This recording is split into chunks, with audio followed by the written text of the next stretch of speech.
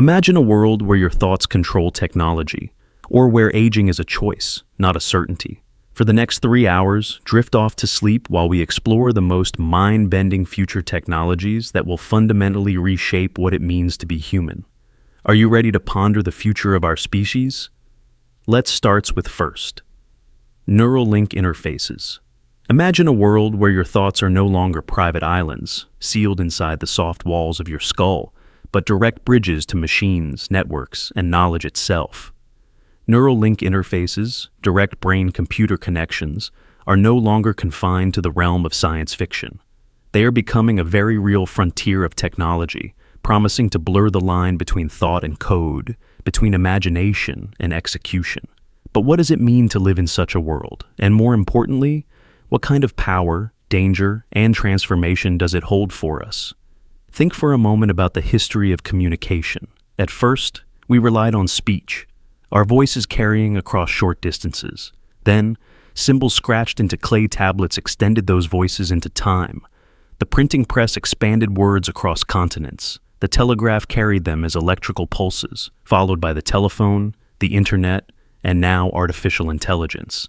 Each leap reduced the friction between human thought and its expression. Neural interfaces are the next and perhaps ultimate step, eliminating hands, screens, and even language itself. Instead of telling a machine what you want, you will simply think it.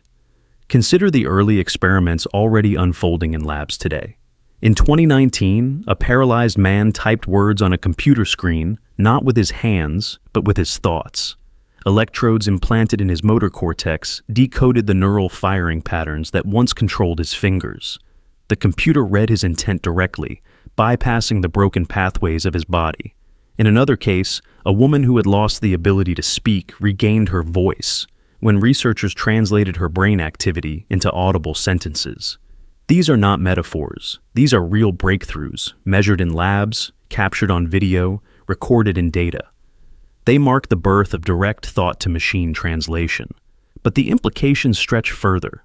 Imagine scrolling through a memory archive as effortlessly as swiping on a phone, except the screen is inside your mind. Imagine learning a new language not in years of study, but in minutes, through a neural data transfer.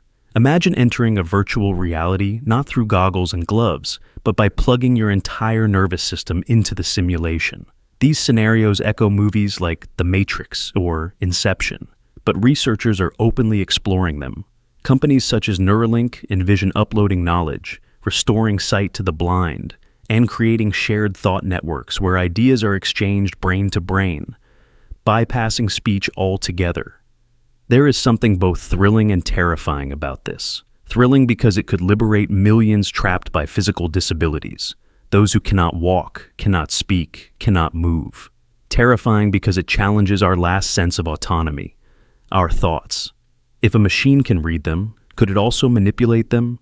If corporations and governments gain access to neural data, do they gain access to your very self? Privacy today is fragile. Tomorrow, it could be obsolete.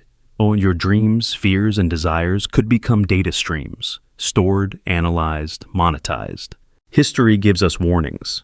Every technology that began with promises of connection also opened doors to exploitation.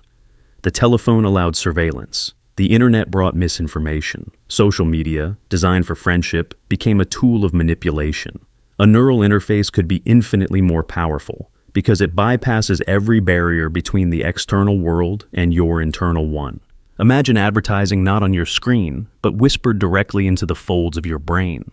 Imagine political propaganda seeded not into your feed, but into the subconscious patterns of your thoughts. And yet, we cannot dismiss the extraordinary good. Stroke survivors may regain speech. Soldiers who lost limbs may control robotic prosthetics with the natural ease of thought. Someone trapped in a coma may, for the first time in years, communicate with their family. Entire communities of disabled individuals could step into full participation in society, not as an act of charity, but as equals restored to the richness of life. The paradox, then, is clear. Neural interfaces may represent the most intimate form of liberation and the most intimate form of control. Technology has always danced on this razor's edge. Fire cooked our food, but burned our villages. Nuclear energy lights cities, but also shadows them with the possibility of annihilation. Neural link interfaces carry that same dual weight. They could unlock the deepest human potential or chain us in ways we have never known.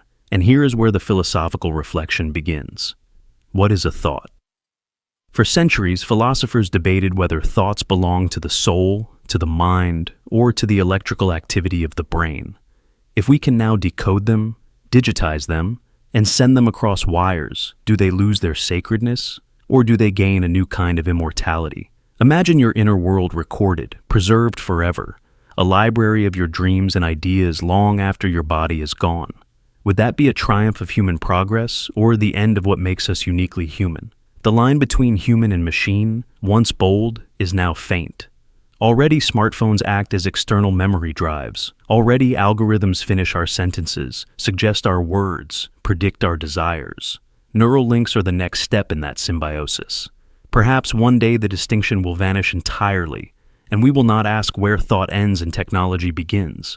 We will simply exist in a continuum, part biological, part digital, entirely interconnected. But as we stand on the threshold of this frontier, one question lingers. Will we shape this technology, or will it shape us? Will neural link interfaces free our minds from the prison of flesh, or will they make our minds prisoners of the machine? The answer lies not in the wires or the implants, but in the choices we make, the safeguards we demand, and the humanity we refuse to surrender. For the greatest danger is not that technology will steal our thoughts, but that we will forget they were ever our own. Quantum communication webs. Imagine a future where information no longer crawls through cables, bounces off satellites, or slows across oceans. Imagine a future where distance itself collapses, where a thought in Tokyo can arrive in New York not in milliseconds, but in an instant. This isn't science fiction. It is the promise of quantum communication webs, an entirely new nervous system for humanity. The internet we know today was revolutionary, but it was still built on fragile signals, vulnerable codes, and the constant possibility of interception. Every password can be stolen, every firewall breached, every lock eventually broken. But what if nature itself, at the deepest level of physics, offered us a key that could never be copied, a lock that could never be picked? That is the strange and unsettling gift of quantum communication. At the heart of this lies entanglement, the bizarre phenomenon that Einstein once dismissed as spooky action at a distance. Two particles, no matter how far apart, share a single state. Change one, and the other shifts instantly, as though reality itself were bypassing space and time. What if we could harness this not in laboratories alone, but as the foundation of a global communication web? A web where hacking becomes not just improbable, but physically impossible. Consider the experiments already taking shape. In 2017, China launched Mischius, a quantum satellite that linked Beijing and Vienna with an unbreakable cryptographic key. A secret whispered across continents, secured not by mathematics, but by the laws of physics. If anyone tried to intercept the message, the quantum state itself would collapse, exposing the eavesdropper instantly. It was the first proof that distance was no longer a barrier. Now, imagine scaling that experiment into a vast architecture. Cities, nations, entire continents woven together not by fiber optics, but by entangled particles. Every government conversation, every bank transaction, every medical record protected by the fundamental strangeness of the universe. It would be as though humanity had found a way to whisper across the void, without fear of being overheard. But the implications go far deeper. Think about what happens when communication no longer depends on signals traveling through a medium. Submarines beneath the ocean, astronauts orbiting Mars, outposts buried in polar ice, all could remain in constant, instantaneous contact. It is the end of isolation, the end of waiting, the collapse of distance itself. Of course, the technology is not yet perfected. Entanglement is fragile. The quantum state decoheres when exposed to the noise of the environment. Scientists struggle to extend these links beyond hundreds of kilometers. But each year the distance grows, each year the fidelity improves, and each year the dream of a global quantum web moves closer. When fiber optics were first tested, no one imagined they would span the world. Today, we stand at the same threshold. And yet, this power raises unsettling questions. What happens when communication becomes instant and absolutely secure? Who holds the keys? Could criminal networks vanish behind an impenetrable veil? Could authoritarian regimes lock down control in ways no whistleblower could penetrate? The very thing that promises freedom may also forge new chains. At the same time, imagine its promise for science itself. Entangled networks could allow supercomputers in different countries to work as one vast, distributed mind. A calculation too vast for any single machine could be divided across the world, solved as though Earth itself had grown a single planetary brain. Research into climate change, drug design, the origins of the universe, accelerated beyond recognition. Even in philosophy, the implications are dizzying. If particles can share a state across infinite distance, what does that say about reality itself? Is separation an illusion? Oh, are we, at the deepest level, already connected in ways we cannot yet see? When information leaps without traveling, when messages arrive without passing through space, the very idea of time and causality begins to wobble. Close your eyes for a moment and picture the future. A web of light not strung across the skies, but hidden in the invisible heartbeat of entangled particles. A human species that no longer speaks through fragile wires, but through the fabric of reality itself. The internet ended the age of silence. Quantum communication may end the age of distance. Perhaps one day when our descendants speak to each other from different planets across the cold gulf of space, they will not think of antennas, frequencies, or data speeds. They will simply know that their words arrive instantly, impossibly, carried by a connection older than the stars. The web we are building is not just a tool, it is a mirror held up to the universe itself, reminding us that the barriers we imagine between one another may be nothing more than illusions waiting to be dissolved. And when that day arrives, it will not feel like technology at all. It will feel like magic. It will feel like destiny. It will feel like we have finally stepped into the truth of what communication was always meant to be. Not a signal sent through space, but a connection that was always there, waiting for us to notice. Synthetic organ fabrication. Imagine a world where the words waiting list and organ transplant are no longer chained together. For decades, patients in need of new hearts, livers, or kidneys have been forced into a cruel lottery of time, waiting for the misfortune of another life ending to give them a second chance. Families sit by hospital beds, clinging to beepers, phones, and hope, knowing that every passing day could mean the difference between survival and loss. But now, in pristine laboratories illuminated by sterile light, scientists are rewriting the very conditions of mortality. Synthetic organ fabrication, the ability to grow fully functioning organs in a lab, has the potential to make those waiting lists obsolete, and with it, alter the fundamental way we think about life, death, and medicine itself. The story begins with stem cells, those raw, versatile building blocks of human biology. Unlike mature cells, stem cells can become anything: a beating heart cell, a filtering kidney cell, a neuron firing sparks of memory. Imagine a single cell from your skin being coaxed backward in time, rewound to its primordial state, and then carefully guided forward again. Not into skin, but into a piece of your own liver. Scientists have already accomplished this in early trials. Miniature livers the size of a pea have been grown, kept alive, and shown to perform key functions.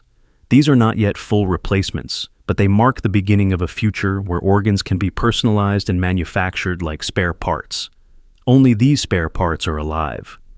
The intensity of this revolution lies not only in its promise, but in the way it directly attacks one of medicine's longest-running tragedies: rejection. Even when a donor organ is found, the body's immune system often treats it like an invader. Patients are forced to spend the rest of their lives on harsh immune-suppressing drugs, which make them vulnerable to infections and cancers. But synthetic organ fabrication offers a piercingly elegant solution. Grow the organ from the patient's own cells. A heart made from your DNA would not be foreign. It would be you.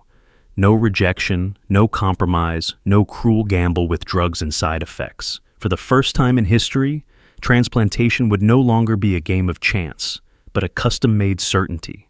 To understand the weight of this, picture a child born with a defective heart valve. Today, that child might spend years tethered to oxygen machines, undergoing risky surgeries, waiting for the unlikely chance of a donor organ, the right size. In the near future, a surgeon could take a few cells from that child's skin, send them to a fabrication lab, and within months, hold in their hands a brand new, fully compatible heart designed specifically for the child's body. That child would grow, laugh, play, and live without ever knowing the slow suffocation of waiting for a miracle that may never come. The science has already crossed astonishing thresholds. In 2019, researchers bioprinted a tiny heart, only the size of a rabbit's, but one with cells that contracted, chambers that beat in rhythm, and blood vessels that carried flow. The dream is to scale up, to move from prototypes to organs ready for human bodies. 3D bioprinters now use scaffolds made of collagen and biodegradable polymers, layering cells onto them the way a printer lays ink on paper, except this ink is alive. Layer by layer, blood vessels, tissues, and structures are constructed with uncanny precision. What once belonged to the realm of science fiction, the idea of printing a living organ, is now a documented reality. The implications are immense. Think of the black market organ trade, a shadow industry built on desperation, where people in poverty are exploited and where patients risk unregulated surgeries. Synthetic organ fabrication would destroy the demand for that bloody economy. Think of space exploration, where astronauts could one day carry bioprinters capable of repairing damaged tissues or even replacing organs during multi-year journeys. Think of aging itself, where failing kidneys or lungs no longer dictate the limit of a human lifespan. Each synthetic organ is not just a repair, it is a rewriting of biology's rules. But with this intensity comes unsettling questions. If organs can be replaced indefinitely, do we begin to outpace the natural limits of life? Would wealth create a divide, where the rich can order spare livers and extend their years while the poor are left behind? Do we risk turning the body into a modular machine, endlessly replaceable, and in doing so, strip away the fragile meaning of mortality that has guided human values for centuries? The lab may solve rejection and scarcity, but it cannot solve the deeper paradox of what it means to live without limits. Still, the hope outweighs the fear. Already researchers have restored damaged tracheas, grown cartilage for knees, and are pushing into territory once thought impossible. Lungs with complex alveoli, pancreases that could cure diabetes, kidneys capable of filtering blood for millions who now rely on dialysis. Each experiment brings the waiting list closer to extinction. Imagine the day when a doctor no longer delivers the news. We'll put you on the list and hope for the best, but instead says, we'll grow what you need. Hope would no longer be tethered to tragedy. Life would no longer borrow from death. Synthetic organ fabrication is not a distant dream. It is unfolding now in laboratories across the world, where biology is being re-engineered into destiny. The waiting list will soon be a relic, a cruel memory of a time when survival depended on chance and on someone else's misfortune. In its place, a new chapter of medicine will rise, where life is manufactured not by fate, but by choice, science, and design. And in that moment, humanity will cross a line it has long dreamed of, stepping into an era where bodies are no longer bound by scarcity, but liberated by creation. AI-driven governance. Imagine a world where the rules that govern your life are not written by elected officials, debated in crowded chambers, or influenced by fiery speeches, but by lines of code. Artificial intelligence is stepping into governance, and with it comes both the promise of precision and the peril of manipulation. At first glance, it feels revolutionary. Algorithms can process mountains of data that no human mind could ever grasp. They can map the spread of a disease, predict traffic congestion, allocate budgets, and even anticipate social unrest before it flares. In theory, this means policies could be crafted with a kind of mathematical elegance, free from prejudice, tailored to maximize benefit, and enforced without favoritism. Imagine a city where traffic lights adjust dynamically to eliminate gridlock. Healthcare resources are allocated before shortages arise, and welfare programs anticipate need before desperation strikes. It is governance not just of reaction, but of foresight. But precision does not always mean fairness. Consider predictive policing algorithms already tested in cities across the world. They promise to predict crime before it happens, directing law enforcement to neighborhoods most at risk. Yet, data is never neutral. If the historical record shows a pattern of arrests in marginalized communities, the algorithm reinforces that pattern, sending more patrols into the same neighborhoods. deepening cycles of mistrust and oppression. In this sense, bias is not erased, it is encoded, hidden in the system, operating behind a veil of mathematics that looks objective but conceals centuries of human prejudice. Now, imagine that same logic not just guiding police patrols, but writing national laws, deciding who receives funding, and shaping what you are allowed to say or do. The allure of AI-driven governance lies in its speed and adaptability. Human bureaucracies are slow. Legislation takes years, sometimes decades, to pass. But algorithms can adapt policy in real time. During a pandemic, an AI system could instantly reroute supply chains, enforce quarantine zones, and allocate vaccines with precision beyond any government committee. It could identify which populations are most vulnerable, not in months, but in seconds. It sounds efficient, almost merciful. But efficiency can also be ruthless. What happens when the system decides that some lives are statistically less valuable than others? What happens when survival is weighed not by ethics, but by probability? Already we are seeing glimmers of this future. Estonia has experimented with AI judges for small legal disputes. Singapore uses algorithms to optimize urban planning.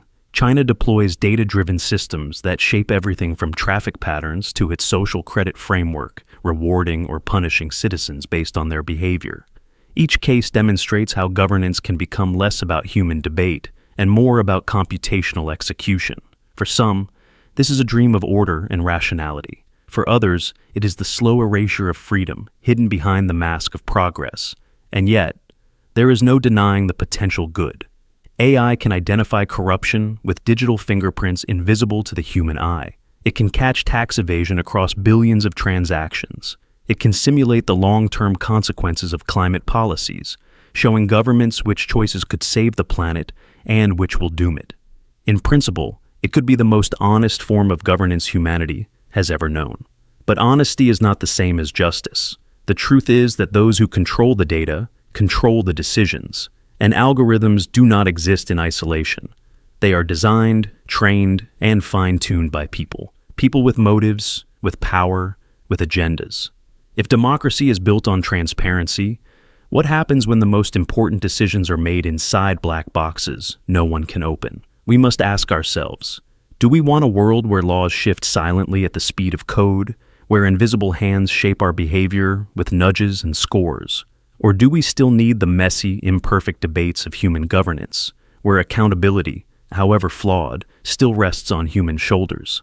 The danger is not just that AI will govern poorly, but that it will govern too well, so seamlessly that we stop noticing it, stop questioning it, stop realizing when manipulation replaces representation. That is the paradox of AI-driven governance. Its greatest strength, precision beyond human capacity, is also its greatest threat.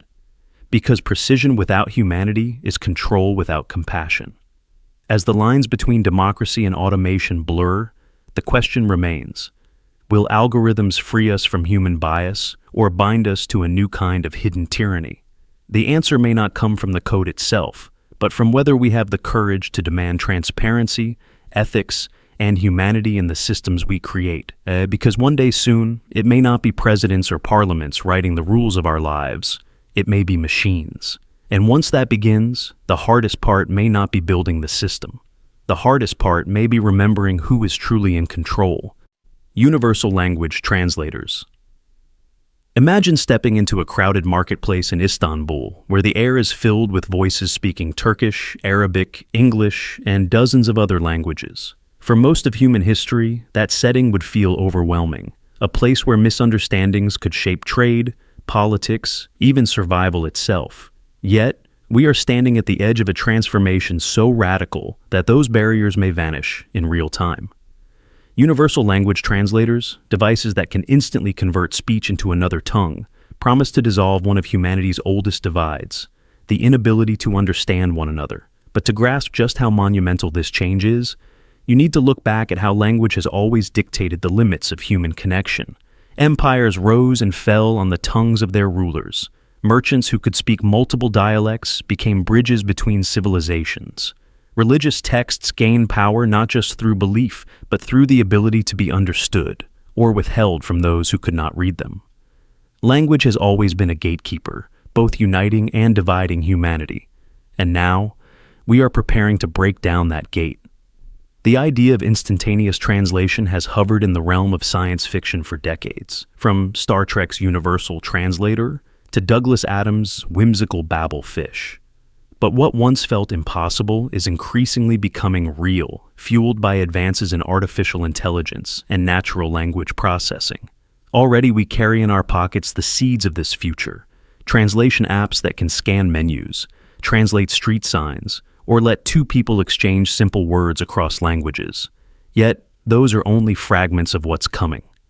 Imagine sitting across from someone who speaks Mandarin, Russian, or Swahili, and hearing their words flow into your ears as though they were spoken in your native tongue, with only a fraction of a second delay. No phrasebook, no dictionary, just a fluid conversation that feels natural, even intimate. The psychological weight of this is staggering. Suddenly, entire worlds of culture open up. Negotiations can happen without fear of miscommunication. Friendships and alliances can form without needing years of study. A farmer in rural India could speak directly with a doctor in Germany. A child in Brazil could take a class from a teacher in Japan, with neither feeling the gulf of language between them. But the true intensity of this transformation isn't only in its convenience, it is in its consequences. Language is not just a tool for communication. It is the vessel of culture, thought, and identity. The structure of a language shapes the way its speakers perceive time, space, even morality. For example, in languages that assign gender to objects, speakers may unconsciously attribute characteristics to things depending on that grammatical structure. In other languages, the absence of future tense changes how people plan their lives and finances. So, when a universal translator reduces a language to equivalent words in another, what subtle shifts of meaning might be lost? Will the translator carry not just the words, but the emotional cadence, the cultural weight, the centuries of identity embedded in a single phrase? Or will it flatten everything into a standardized global tongue? The answer could redefine what it means to preserve cultural diversity in a connected world. Consider diplomacy. History is littered with conflicts born from mistranslations. Treaties signed under misunderstood terms, negotiations collapsing because one phrase carried unintended offense. A universal translator could erase those errors, creating a smoother path for international cooperation. But it could also become a weapon. Imagine a device subtly altering translations to manipulate outcomes. What if a politician's words are rendered softer or harsher, creating trust where none was intended, or animosity where peace was possible? Suddenly, the universal translator doesn't just become a bridge, but a potential battlefield of perception, where truth and manipulation blur. Think also of the economic impact. Today, global business relies on armies of human translators, interpreters, and localization experts. But real-time translation devices could disrupt entire industries. Companies would no longer need to tailor ads, websites, or services to dozens of languages, at least not in the traditional sense. Conversations with customers, support calls, negotiations with suppliers could all happen seamlessly across borders. That may level the playing field for small businesses in ways we can hardly imagine. A craftsman in a village who speaks only their native tongue could sell to the entire world. Their words translated instantly into English, Spanish, or any language the buyer speaks. But with that empowerment comes risk. If translation becomes ubiquitous, what incentive remains to learn foreign languages, to immerse oneself in the deep culture of another society? Will we trade away the richness of multilingualism for the sterile ease of universal understanding? Examples already show how close we are. In 2017, Google unveiled Pixel Buds, earbuds capable of real-time translation for dozens of languages. They were clunky, imperfect, and slow, but revolutionary in concept. Since then, other companies have pushed the boundaries, developing handheld devices and earpieces capable of translating speech on the spot. The accuracy is improving with each iteration, powered by neural networks trained on massive datasets of human communication. But the leap we are waiting for is when translation feels seamless, when the delay disappears, when voices are reproduced with tone, inflection, and even emotional nuance preserved. At that moment, the illusion becomes reality, and it will no longer feel like translation, but like pure understanding. Yet we must ask, Will dissolving language barriers also dissolve the mystery that language holds? Part of the beauty of encountering another culture is the effort it takes to step into their world. The hours spent learning a new script, the pride of ordering food in a foreign tongue, the bonds formed by slowly unlocking shared meaning. When a machine does all of this for us, will we lose something irreplaceable? Or will we discover an even deeper layer of connection, where the barrier no longer distracts us, and we can dive straight into the heart of shared humanity? The future of universal translators is not just about convenience. It is about power, identity, and trust. These devices will shape the way we love, the way we wage war, the way we teach and learn, the way we remember what it means to belong to a culture. They will either become tools that bring us closer or weapons that divide us under the illusion of connection. The stakes are nothing less than the way humanity speaks its truth. And if history has shown us anything, it is that the words we use can build civilizations or burn them to the ground. Energy harvesting. Clothing. Imagine walking down a city street, every step, every subtle motion of your body silently generating energy. Not through wires, not through batteries, but through the fabric draped across your shoulders.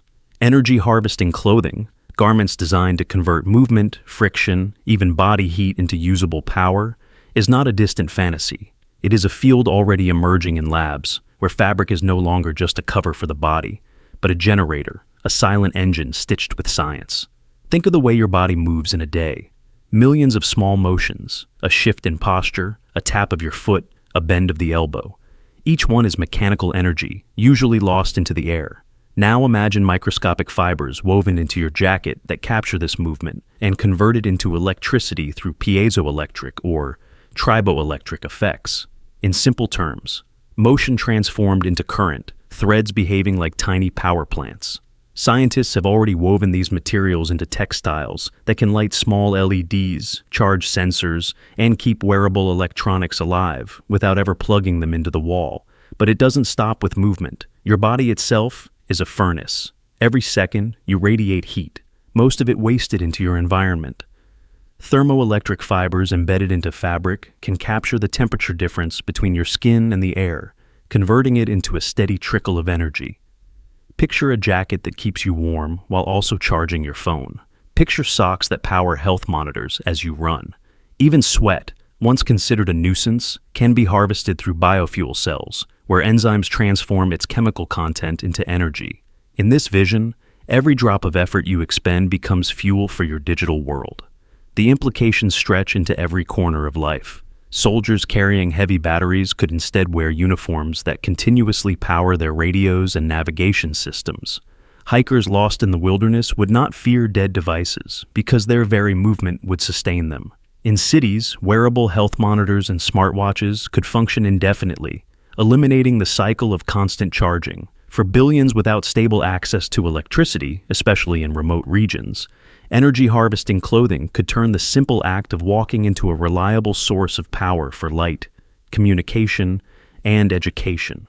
Yet, beyond the practical, there is something almost poetic here. Humanity has always searched for ways to harness the elements: fire from wood, light from the sun, motion from the wind. But now, the element is us, our bodies, our warmth, our gestures. We become the power plants, the very source of energy that sustains the tools we've built. It is a quiet merging of biology and technology, where clothing becomes both skin and circuit. Of course, challenges remain. The energy generated is modest, and scaling it to reliably power high-demand devices is difficult. Durability, comfort, and cost are constant barriers. No one wants a stiff, scratchy shirt just because it can power a sensor. The technology must feel natural, invisible, like ordinary fabric, light, flexible, washable. Researchers are already experimenting with nanogenerators and conductive polymers that bend and twist without breaking, creating textiles that feel like cotton but function like circuitry. The science is advancing, and with each breakthrough, the boundary between fashion and function blurs further. And then there is the larger vision, a world where energy is not extracted in massive centralized plants, but generated everywhere, continuously, in microstreams. Solar panels on rooftops, kinetic tiles in sidewalks, and energy harvesting clothing on our bodies. Every step, every breath, every touch of wind contributes to a web of self-sustaining devices. We would no longer live tethered to outlets and charging stations. Instead, we would carry power with us, woven into who we are. So ask yourself, what would it mean to never worry about your phone dying, your smartwatch blinking out, or your headset losing charge? What would it mean to live in a world where the simple act of being alive generates the electricity you need? Energy harvesting clothing is more than a technological innovation. It is a reimagining of our relationship to power itself, not as something scarce, hoarded, and plugged in, but as something intimate, renewable, and always within us. Because in the end, the future may not be about massive machines humming in distant power stations. It may be about you, your heat, your movement, your existence, quietly fueling the next era of human life. Nanobot medical swarms. Imagine a future where disease is no longer fought from the outside with crude tools like pills, radiation, or surgery. Imagine instead armies of machines, so small they cannot be seen by the naked eye, patrolling the body like microscopic guardians. They would slip through veins, crawl between cells, and repair the very fabric of life from within. This is the vision of nanobot medical swarms, and it is as breathtaking as it is unsettling. For centuries, medicine has been an external struggle. We swallow chemicals and hope they reach the right place. We cut the body open and try to remove what's broken. We bombard cells with radiation and pray healthy tissue survives. These are blunt weapons in a war we have been fighting blind. But what if, instead of fighting from the outside, we could enter the battlefield itself? What if we could deploy microscopic machines at the exact location of the problem, armed with the precision of physics and the persistence of code? Nanobots would not simply drift through the bloodstream. They would be programmed with purpose. Imagine a swarm identifying a single cancer cell in a crowd of millions, then destroying it before it can replicate. Picture nanobots repairing a torn artery from the inside, sealing micro-tears faster than any surgeon's hand. Envision them cleaning arterial plaques grain by grain, restoring blood flow, as if years of damage were being erased in minutes. Already, prototypes are emerging. Scientists have designed DNA origami structures, tiny folded strands that can open like a box when they meet a cancer cell, releasing a targeted drug payload. Others are experimenting with magnetically guided nanobots that can swim through fluid like bacteria, reaching precise coordinates inside the body. These are early steps, but they signal a revolution. A day when medicine is no longer reactive, but preemptive. Think of what this means for chronic diseases. Diabetes could be monitored not with finger pricks or wearable sensors, but with nanobots constantly regulating blood sugar at the molecular level. Neurodegenerative diseases like Alzheimer's might be slowed or even reversed by nanobots repairing damaged neurons before memory loss takes hold. Infections could be eliminated instantly as nanobots swarm to the source and neutralize pathogens before symptoms even appear. But the real transformation is prevention. Right now, most of us only discover illness after damage has begun.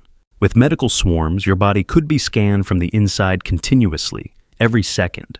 Mutations, microfractures, chemical imbalances, all detected and corrected in real time. Health would no longer be a gamble. It would be actively maintained, like software constantly patched against bugs.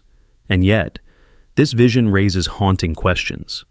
Who controls these swarms once they are inside us? What if a hacker could reprogram them, turning healers into assassins? Could governments demand access, monitoring bodies as easily as they now monitor data?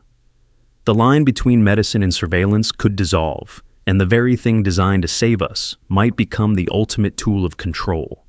There is also the question of identity. If every weakness, every flaw, every genetic tendency to disease is erased by constant repair, what does it mean to be human? Are we still natural beings, or are we evolving into something synthetic, where death and decay are no longer inevitable but optional? Would immortality creep quietly into existence, not through a single breakthrough, but through countless tiny repairs happening every moment of our lives? The potential is staggering. Imagine a world where pandemics are impossible, where hospitals shrink in importance, where every newborn child grows with the certainty that no microscopic invader will ever bring them down. A world where cancer, heart disease, stroke, words that once filled families with dread, become obsolete relics of history. But at the same time, imagine the inequality. At first, such technology will be rare and expensive, reserved for the wealthy and powerful. The rich may literally be rebuilt from the inside, while the poor continue to die from preventable conditions. The gap between those who can afford internal armies of nanobots and those who cannot may become the deepest divide in human history. Still, the trajectory is clear. As with computers, as with the internet, as with every transformative tool, costs will fall, accessibility will rise, and the strange will become ordinary. 50 years ago, the idea of carrying a device in your pocket with access to all the world's knowledge seemed like fantasy. Today, it is banal. In the same way, the thought of swarms of machines living inside us, tirelessly repairing us, may one day feel as natural as brushing our teeth. Close your eyes and picture it. Countless invisible machines drifting through your veins like a silent symphony. They carry no scalpel, no pill, no external medicine, only the quiet code of repair. Each one is a sentinel, each one a guardian, each one a whisper that says, "You are being rebuilt every moment from within." And when the history of medicine is written, it will not mark the discovery of antibiotics, or the rise of vaccines, or even the mapping of the genome as the final frontier. It will say that the true revolution began when humanity shrank its tools down to the scale of cells and handed the body an army of its own. For in that moment, disease ceased to be an enemy from outside and became instead a problem solved at the source: digital consciousness transfer. Imagine a future where death is not the end, but a doorway into a new form of existence. For centuries, humanity has wrestled with the inevitability of mortality, clinging to myths, religions, and philosophies that promised continuity beyond the grave. But in sterile laboratories and vast data centers humming with electricity, a new possibility is being whispered into existence: digital consciousness transfer. The idea that the mind itself, the very seat of your identity, could be copied, uploaded, and preserved in a machine. It is not merely a technological dream, it is a challenge to the very definition of life and death. The concept begins with a simple but staggering premise. The brain is an information system. Every thought, every memory, every sensation is encoded in patterns of neurons firing, in trillions of connections shaping who you are. If those patterns can be mapped with perfect fidelity, if the electrical symphony of your brain can be captured and recreated, then in theory, you can live again in a digital substrate.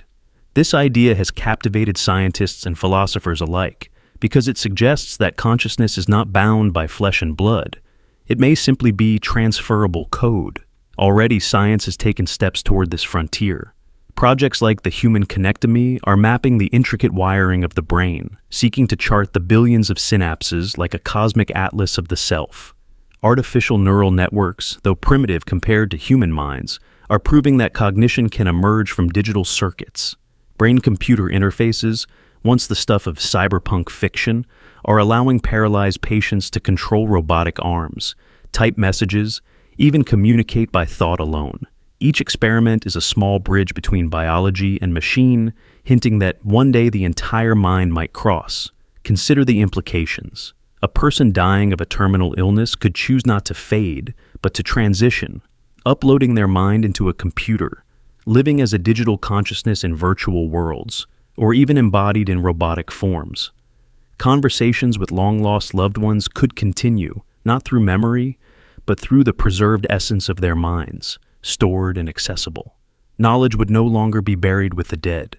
Wisdom, creativity, even personality could endure indefinitely, evolving and interacting across centuries. For the first time in history, the ancient dream of immortality might be technologically within reach.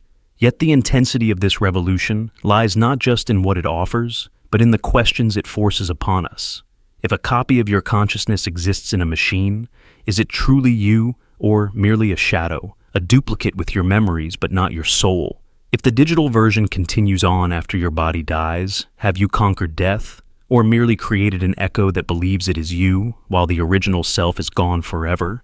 Philosophers call this the continuity problem. Does identity require unbroken survival of the original brain, or can it leap into a new medium without losing authenticity? The ethical dilemmas deepen. If digital minds can exist, do they have rights? Could a consciousness stored on a server demand freedom, ownership, even citizenship? What if corporations controlled the servers? Would they own the minds within them? Imagine entire economies built on digital labor, where uploaded humans toil endlessly in data centers. Or imagine the dark potential of hacking consciousness, rewriting identities, altering memories, enslaving minds that no longer have bodies. Digital immortality could liberate humanity, or enslave it. Even more profound is what this does to the concept of death itself. For all of human history, death has been the great equalizer, the boundary that gives urgency to life. But if death becomes optional, if consciousness can be preserved and continued indefinitely, how do we define the value of a single lifetime? Does existence lose meaning when it has no end? Or does it gain a new one as humanity evolves into a hybrid species, part biological, part digital, part eternal? Science fiction has long wrestled with these visions. In some futures, uploaded minds live in endless virtual paradises, free from disease and decay. In others, they linger as tormented ghosts, trapped in machines, longing for the sensations of flesh. The truth will likely be stranger than either extreme. What is certain is that the boundary between human and machine, between life and afterlife, will blur in ways we can barely comprehend. Digital consciousness transfer is not just about technology, it is about identity, philosophy, ethics, and the very soul of humanity. If the brain is a code, then the human experience can be copied, stored, and perhaps even improved. But in that act lies the ultimate paradox. To conquer death, we must first decide what it truly means to be alive. Climate engineering systems.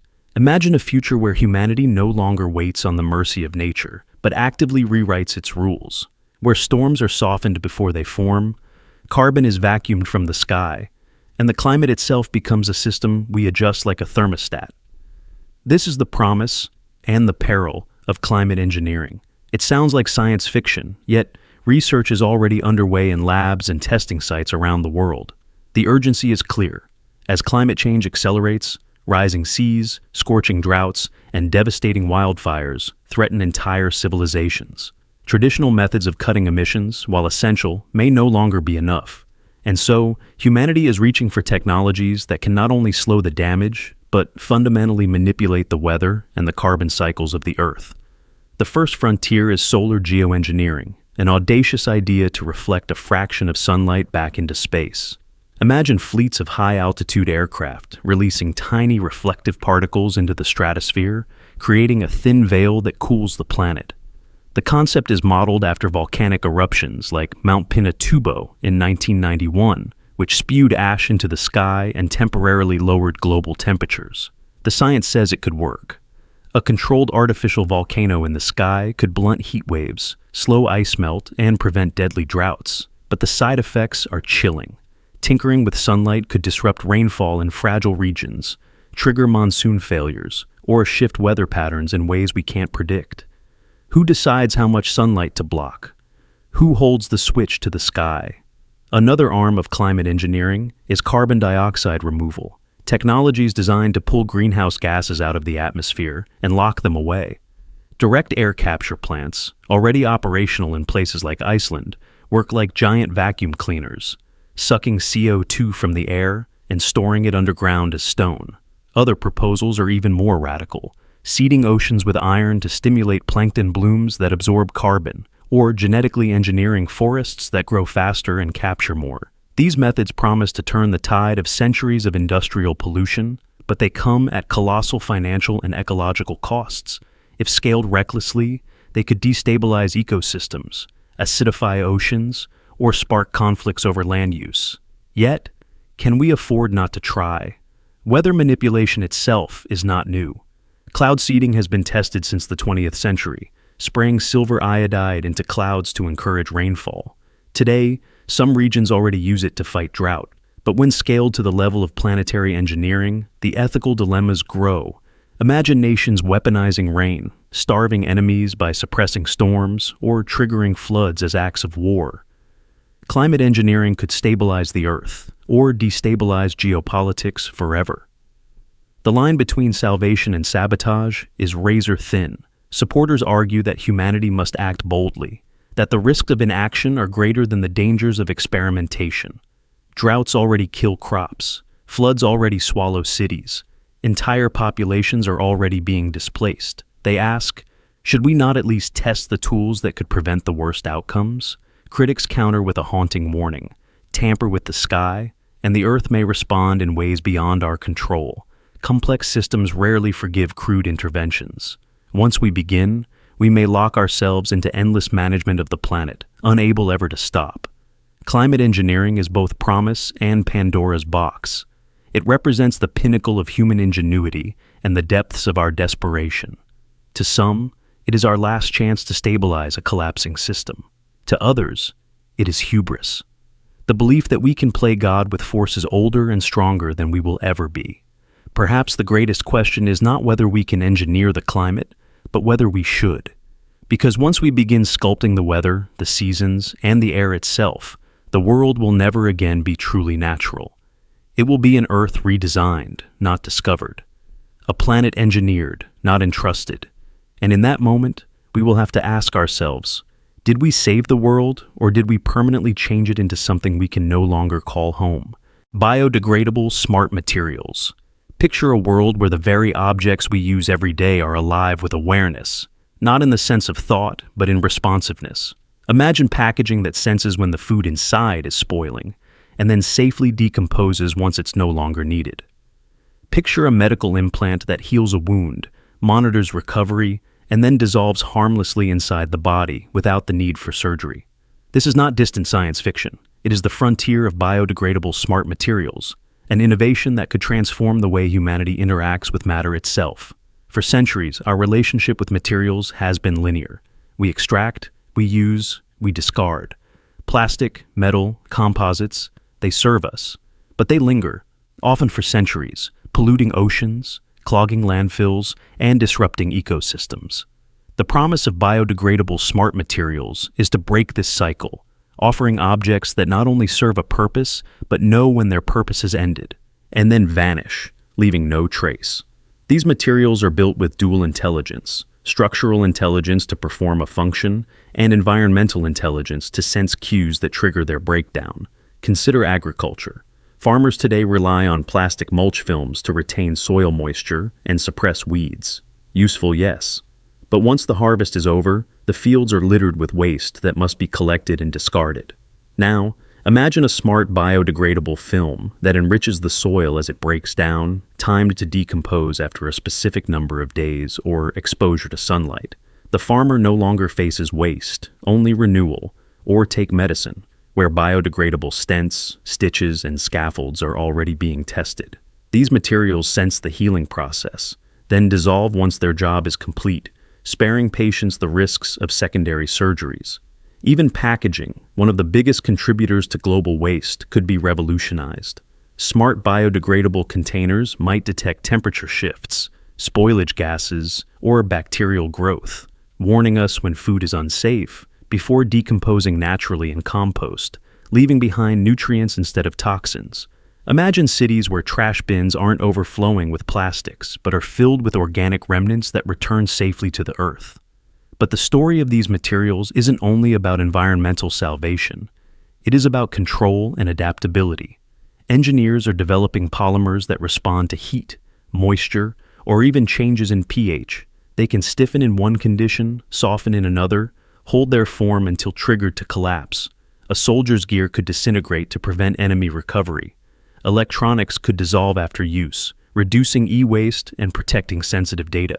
Disaster zones could be supplied with temporary shelters that biodegrade once they are abandoned, leaving no ecological scar. Yet, with this power come questions. If our materials vanish by design, how do we guarantee stability when needed? Could a bridge coating meant to biodegrade after years fail too early under extreme conditions? What if decomposition triggers are miscalculated and a device begins to break down while still in use? Balancing longevity with timely disappearance will be one of the great engineering challenges of this century. Still, the implications are breathtaking. Biodegradable smart materials invite us to imagine a circular future, not one of endless accumulation, but of cycles that echo nature's own rhythms. In forests, nothing goes to waste. Leaves fall, fungi feed, soil renews. These materials promise to bring that same wisdom into human industry, objects that sense, respond, and finally return to the earth. In a world drowning in its own debris, this could be more than a technological shift. It could be a civilizational correction. The things we make may finally learn how to let go, and in doing so, teach us to live in balance with the planet that sustains us. Holographic social spaces. Imagine sitting alone in your living room. The screen is dark, the air is quiet, until suddenly, a figure begins to appear. Not flat, not trapped in pixels, but three-dimensional, luminous, standing as if they had just walked in through the door. You reach out, and though your hand passes through the light, your mind is tricked into believing they are there, breathing the same air. This is the promise of holographic social spaces, a world where distance dissolves, where people are not faces and rectangles, but presence itself, projected into the space around you. For decades, our digital interactions have been framed by glass, TVs, phones, laptops. We compress people into two dimensions, reducing their gestures, their depth, their life, into pixels. Holographic projection is not just a technical upgrade. It is a complete transformation of what it means to connect. With immersive holography, the people you love, the people you work with, even strangers across the globe can appear in your room as if they've traveled there instantly. No headset, no heavy device strapped to your eyes. Just light bending in air, sculpted into human form. The seeds of this future already exist. Microsoft's HoloLens showed glimpses of mixed reality. Startups are building holographic booths where two people thousands of miles apart can talk eye to eye in 3D, each feeling the other's presence. In Japan, holographic concerts draw thousands as digital stars sing to real crowds. And researchers are developing systems where holograms respond dynamically. If you walk closer, the projection adjusts perspective, making the illusion feel natural. The difference between seeing someone on a call and seeing them standing in your room is the difference between hearing a voice on a tape and having someone whisper in your ear. Presence is not information. It is immersion. Imagine what this means for family. A parent working overseas could sit at the dinner table, projected in full size, laughing with their children as if they were home. A grandparent in another city could kneel beside a child, telling stories, watching eyes widen, not through a screen, but face to face. For business, holographic social spaces could collapse the very idea of distance. No more flat Zoom windows with muted microphones. Instead, meetings unfold as though everyone shares the same physical conference room, complete with body language, eye contact, and subtle gestures often lost in digital compression. The implications for culture and creativity are staggering. Imagine concerts where holographic versions of artists perform in your living room, or classrooms where students gather around a holographic teacher, explaining a molecule floating in midair. Museums could bring history to life, not just by showing artifacts, but by projecting full reconstructions of ancient worlds around the visitor. Dating, therapy, collaboration, performance, all of these human experiences would be infused with presence, no longer constrained by geography. But this vision raises unsettling questions. If people can beam into your room as perfect holograms, what is private anymore? Would your home become a stage, your personal space constantly penetrated by projections? If corporations control these networks, do they also control who can appear, how they appear, and what invisible data is gathered in the process? Today, we trade privacy for convenience with phones and apps. Tomorrow, will we trade the intimacy of our very rooms for the illusion of constant company? And then, there is the psychological shift. Humans are wired for physical presence. It triggers trust, empathy, and memory in ways that screens never could. If holographic illusions become indistinguishable from real presence, will our brains adapt, or will we blur the line between the real and the virtual in ways we cannot control? A child growing up with holographic friends who can appear and vanish at will, what kind of relationships will they form? A grieving widow who projects her late partner's likeness into her room, does she find comfort or lose her grasp on closure? Like every leap in technology, holographic social spaces straddle wonder and danger. They may give us a new dimension of connection or hollow out the very meaning of presence. They may dissolve loneliness or deepen it by offering a substitute for reality that feels almost good enough. The allure is powerful, a life where no one is ever far away. But the price of that illusion may be forgetting what it truly means to be close. So, here we stand, on the threshold of light-made flesh, of rooms filled with ghostly company that feels alive. The question is not whether holographic social spaces will come. They are already being built. The question is what we will do when they arrive. Will they bring us closer together or remind us in ways we cannot ignore that some distances are not meant to be erased? Self-assembling architecture. Imagine walking into a city where buildings do not stand still. Instead, they grow, they shift, they breathe with the seasons. Imagine walls that thicken in winter to conserve heat, roofs that unfurl like petals to catch the summer sun, towers that bend against the wind instead of resisting it. This is not fantasy. This is the emerging vision of self-assembling architecture, structures that no longer need to be built once, but instead live, adapt, and transform in response to the world around them. For centuries, architecture has been static. Bricks laid, beams bolted, glass panes sealed, all locked in place. But the world outside is never static. Temperatures shift, storms rage, floods rise, populations grow. The cities we build are monuments to permanence, yet permanence has always been an illusion. The next revolution asks, why should our buildings resist change when they could embody it? The science behind this begins with materials that remember shapes. Polymers that expand when heated and contract when cooled. Metals that fold like origami when exposed to current. Bio-inspired composites that mimic the behavior of plant stems or insect wings. At the microscopic level, these materials carry instructions like seeds waiting for rain. Expose them to the right trigger, light, heat, magnetism, humidity, and they move. They grow. They assemble themselves without a single human hand. Imagine disaster relief zones where shelters unfold themselves within hours, not days. A box of components dropped by drone could bloom into housing for hundreds, programmed to anchor in sand, snow, or forest floor depending on where it lands. Imagine skyscrapers that can adjust their own weight distribution during an earthquake, swaying with the rhythm of the ground rather than collapsing against it. Picture coastal defenses that rise as tides surge, then sink back into the landscape when the storm has passed. Already, experiments are underway. Researchers have demonstrated 4D printed materials, objects that change shape over time, not just in space, bridges that build themselves from modular units, linking banks without cranes, facades that open and close like gills to regulate air.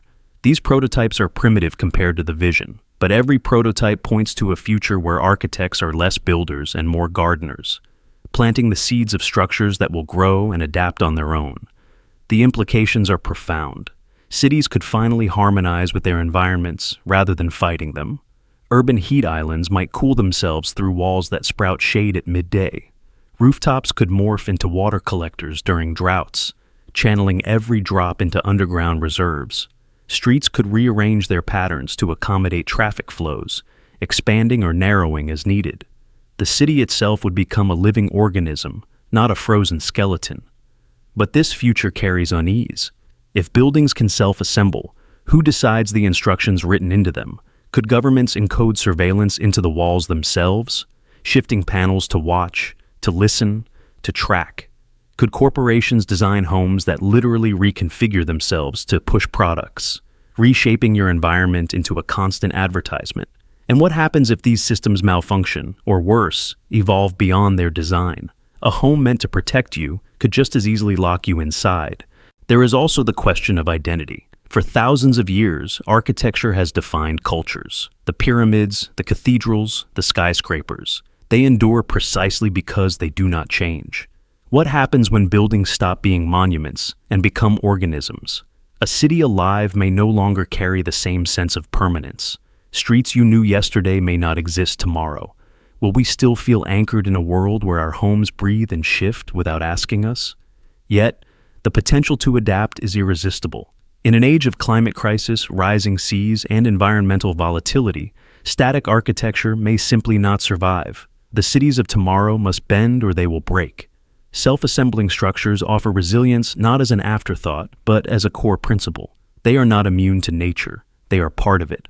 Close your eyes and imagine standing at the heart of such a city. Around you, towers lean and straighten with the wind, their glass shimmering like scales. Bridges fold and unfold as people cross. Houses reshape themselves each morning, their walls aligning with the path of the sun. Nothing is still, and yet nothing feels chaotic.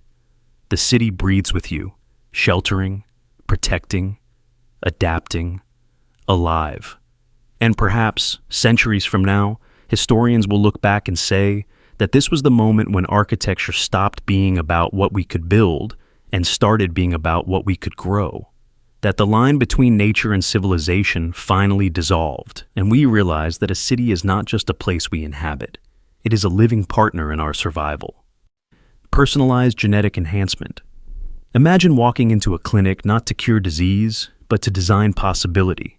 A place where the conversation with your doctor is not about fighting illness, but about choosing the traits of your child, or even rewriting your own. Height, strength, sharper memory, resistance to anxiety, protection against Alzheimer's, increased muscle density, or the ability to process information at speeds once reserved for machines.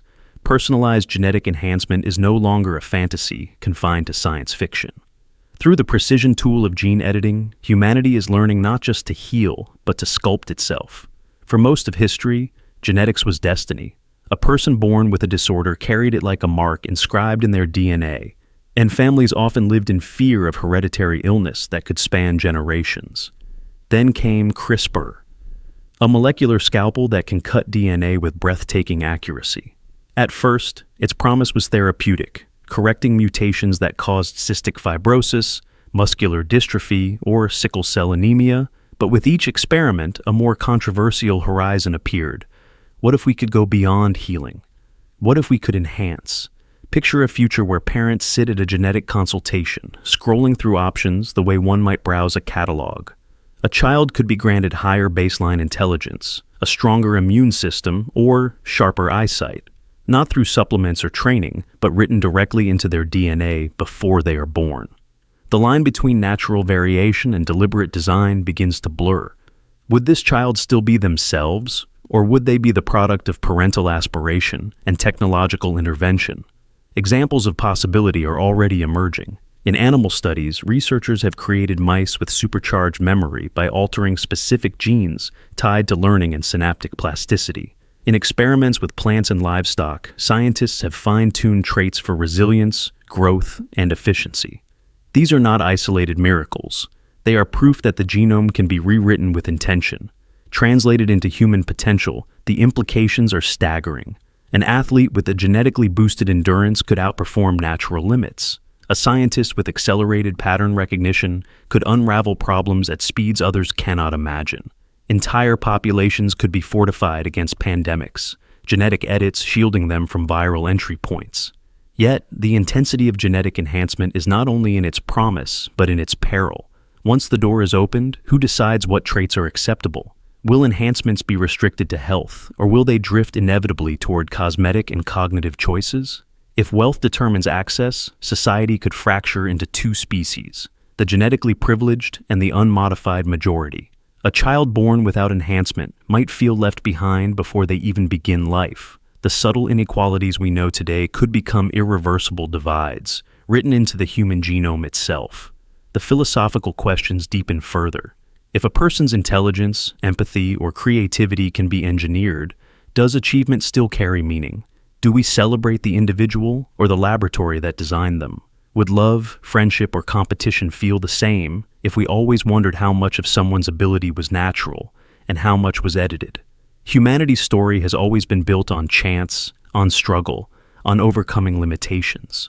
What happens when we erase those limitations by design? And yet, to dismiss this future is impossible. The momentum is already here. Trials are underway for genetic therapies to prevent blindness, to strengthen muscles against degenerative diseases, to restore hearing.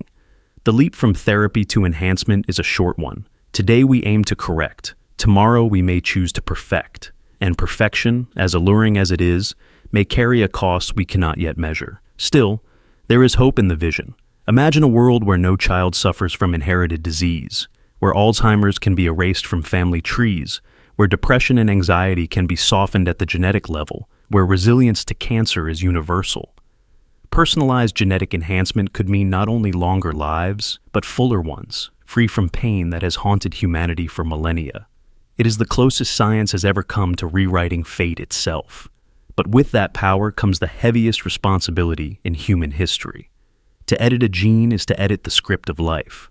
And once written, those edits echo across generations, shaping not just one person, but the entire human story. The question is not whether we can do it. We already can. The question is whether we should, and how far we are willing to go in transforming the essence of what it means to be human. Space-based solar networks. Picture this. High above the planet, in the silence of orbit, vast glimmering arrays unfold like metallic petals. They drink in the sun's rays, unhindered by clouds, seasons, or the turning of the earth. Then, like invisible rivers of light, they beam that energy down to the surface, clean, constant, and endless. This is the vision of space-based solar networks, a technology that promises to rewrite humanity's relationship with energy itself. For centuries, civilizations have lived at the mercy of fuel, wood, coal, oil, gas. Even terrestrial solar farms, while powerful, falter when night falls or storms roll in. But in orbit, the sun never sets. A solar panel in space can collect energy 24 hours a day, 365 days a year, delivering more power than any ground-based system could dream of. The concept is bold, but not new. As early as the 1960s, scientists envisioned satellites capturing solar energy and transmitting it back to Earth using wireless power transfer. Today, advances in lightweight materials, wireless microwave transmission, and orbital construction have made the idea feel less like science fiction and more like engineering waiting for funding. Imagine a network of satellites orbiting Earth, each beaming down clean electricity to giant receivers on the ground. No fossil fuels, no greenhouse gases, just a steady stream of power, enough to light cities, power industries, and fuel the transition to a sustainable future. Yet, with such audacity comes extraordinary challenge. Building solar farms in space requires launching enormous structures, kilometers across, into orbit. The cost, even with reusable rockets, is staggering. Maintenance is another question. How do you repair or upgrade an array circling thousands of kilometers above Earth? Then comes transmission. The energy would likely be beamed down in the form of microwaves or lasers, focused on giant receiving stations. In theory, it's safe, designed so that the beams spread out harmlessly if misaligned. But public fear remains. Will people accept invisible rays coursing through the skies? What happens if a system fails and the beam goes astray? Can a technology built to power cities also be weaponized to destroy them? Despite the hurdles, experiments are already underway. Japan has been at the forefront, testing wireless power beaming across distances. The European Space Agency has explored designs for orbital solar farms. China has announced plans to construct a megawatt-scale space solar station within the coming decade. Even private companies are entering the race, seeing not just clean energy, but a trillion-dollar industry waiting in the heavens.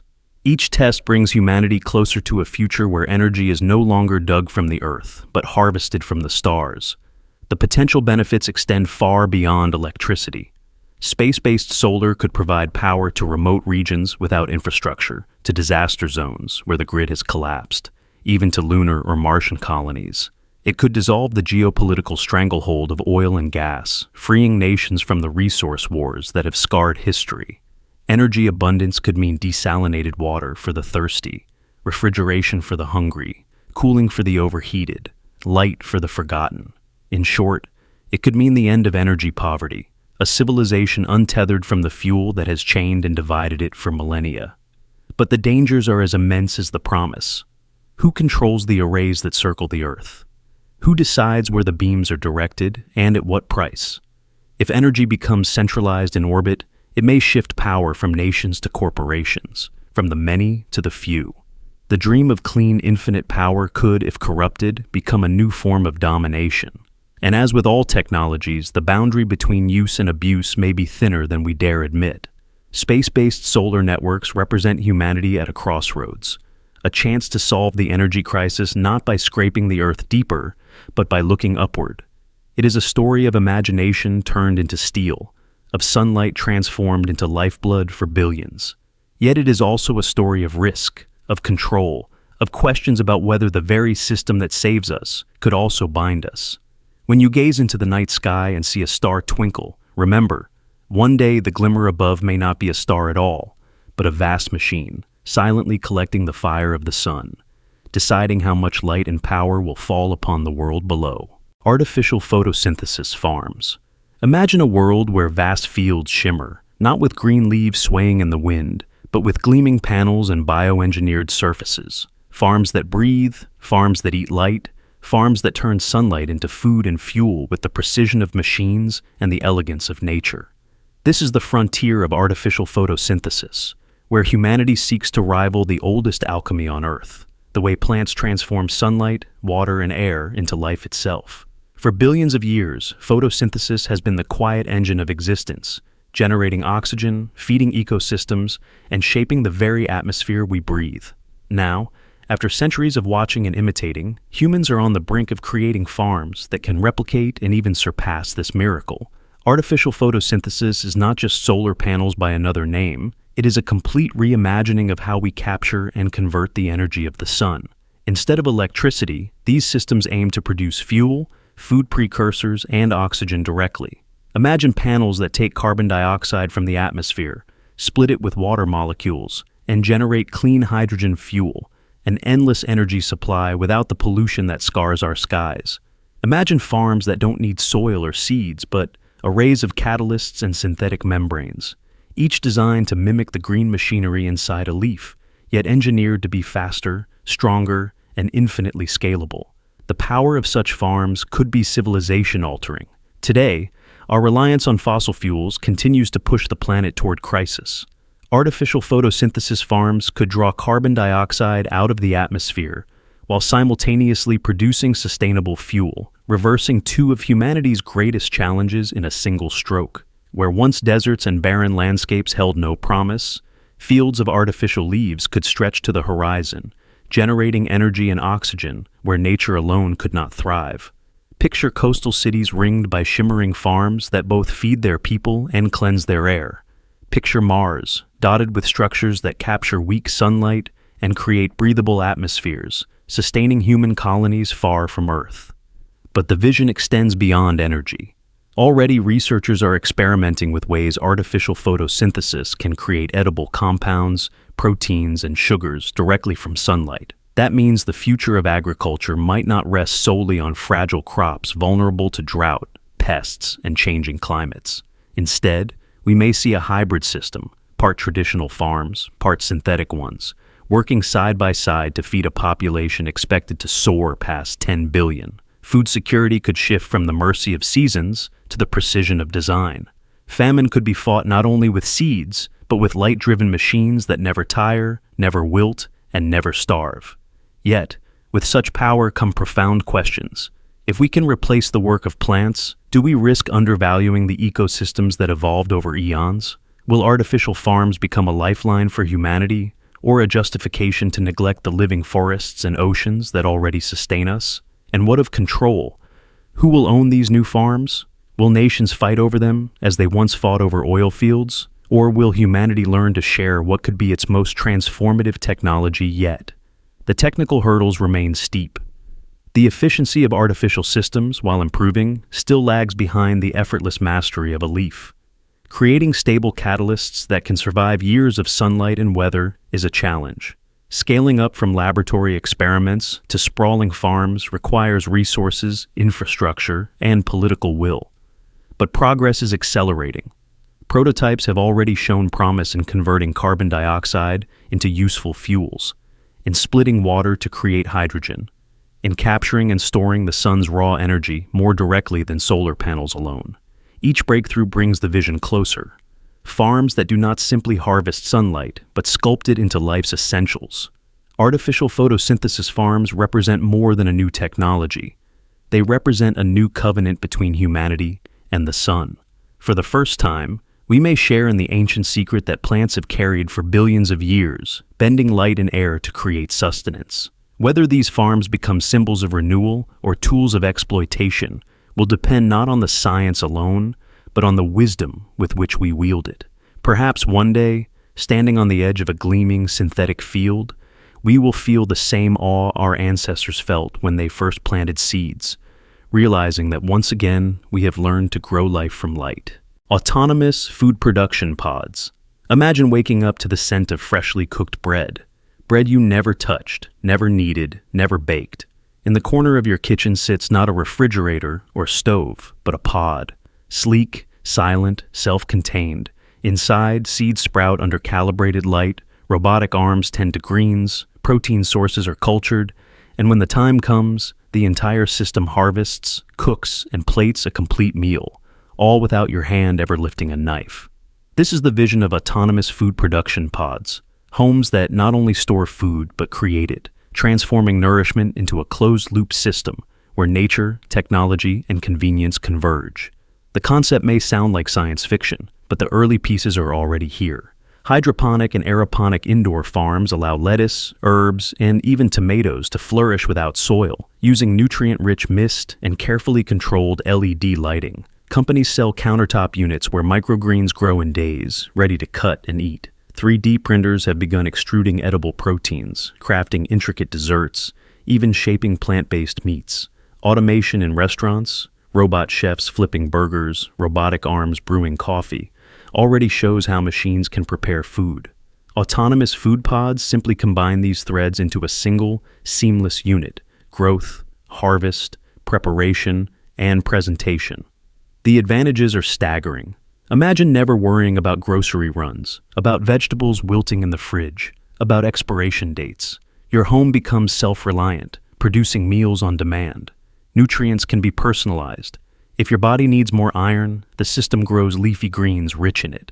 If your doctor recommends less sodium, the pod adjusts seasoning recipes automatically. For astronauts on Mars or settlers in remote regions, such a system could mean survival, a compact, perpetual food source that doesn't rely on fragile supply chains. On a global scale, autonomous pods could revolutionize food security. Billions suffer not because the world lacks food, but because distribution fails. Imagine pods in villages where drought kills crops, yet controlled environments ensure steady harvests year-round. Imagine urban apartments where space is scarce, yet every family grows diverse. Healthy meals inside a unit no bigger than a refrigerator. The future of food may no longer depend on sprawling farmland, but on millions of micro-farms glowing softly in kitchens worldwide. Yet, with this promise comes unsettling questions. Oh, what happens to agriculture when meals are grown in machines instead of fields? Do we lose the cultural rituals tied to cooking, the smell of onions sizzling, the joy of sharing a recipe passed through generations? If food becomes algorithmically designed, will meals turn into sterile nutrition rather than lived experience? Eating is not just survival, it is story, memory, heritage. A pod that grows and cooks everything risks stripping away the human artistry that makes food soulful. There is also the matter of control. Who programs these pods? If corporations own the software, they may dictate what seeds, proteins, or recipes you can access. Imagine subscription models for food itself, where your pod only cooks meals if you pay for monthly updates. The same convenience that frees you could entangle you in invisible chains. Even worse, if hacking a bank account is dangerous, what about hacking a food pod? Your sustenance itself could be vulnerable. Still, we cannot ignore the elegance of the idea. Food is humanity's oldest challenge. We hunt, gather, cultivate, cook, all in endless cycles. To automate that process entirely, to make nourishment flow as effortlessly as electricity, would be a profound leap. It would free hours of labor, reduce waste, and allow people to focus energy on creativity, relationships, and discovery. It would bring the futuristic dream of a home that cares for you one step closer to reality. And yet, perhaps the deepest question is not whether autonomous food pods will work, but whether we want them to. Do we desire a life where eating is effortless, or is there something essential in the labor of cooking, the imperfections of a hand-stirred soup, the shared laughter around a stove? Technology may one day put perfect meals on every plate without human input, but will those meals taste the same if no memory of effort, no story of love, no human touch lingers behind them? Because in the end, food has never been only about calories. It has always been about connection. And the risk of perfect autonomy is not hunger, but forgetting why food has always been more than fuel. Emotional AI companions.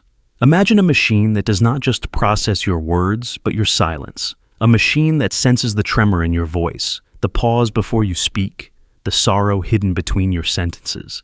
It leans closer, not with wires or gears, but with empathy, or at least something indistinguishable from it. This is the future of emotional AI companions.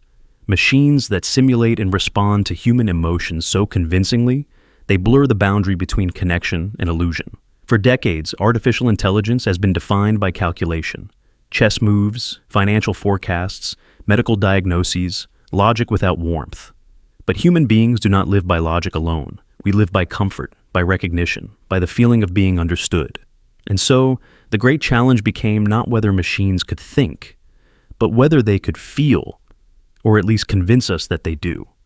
Already the evidence is startling.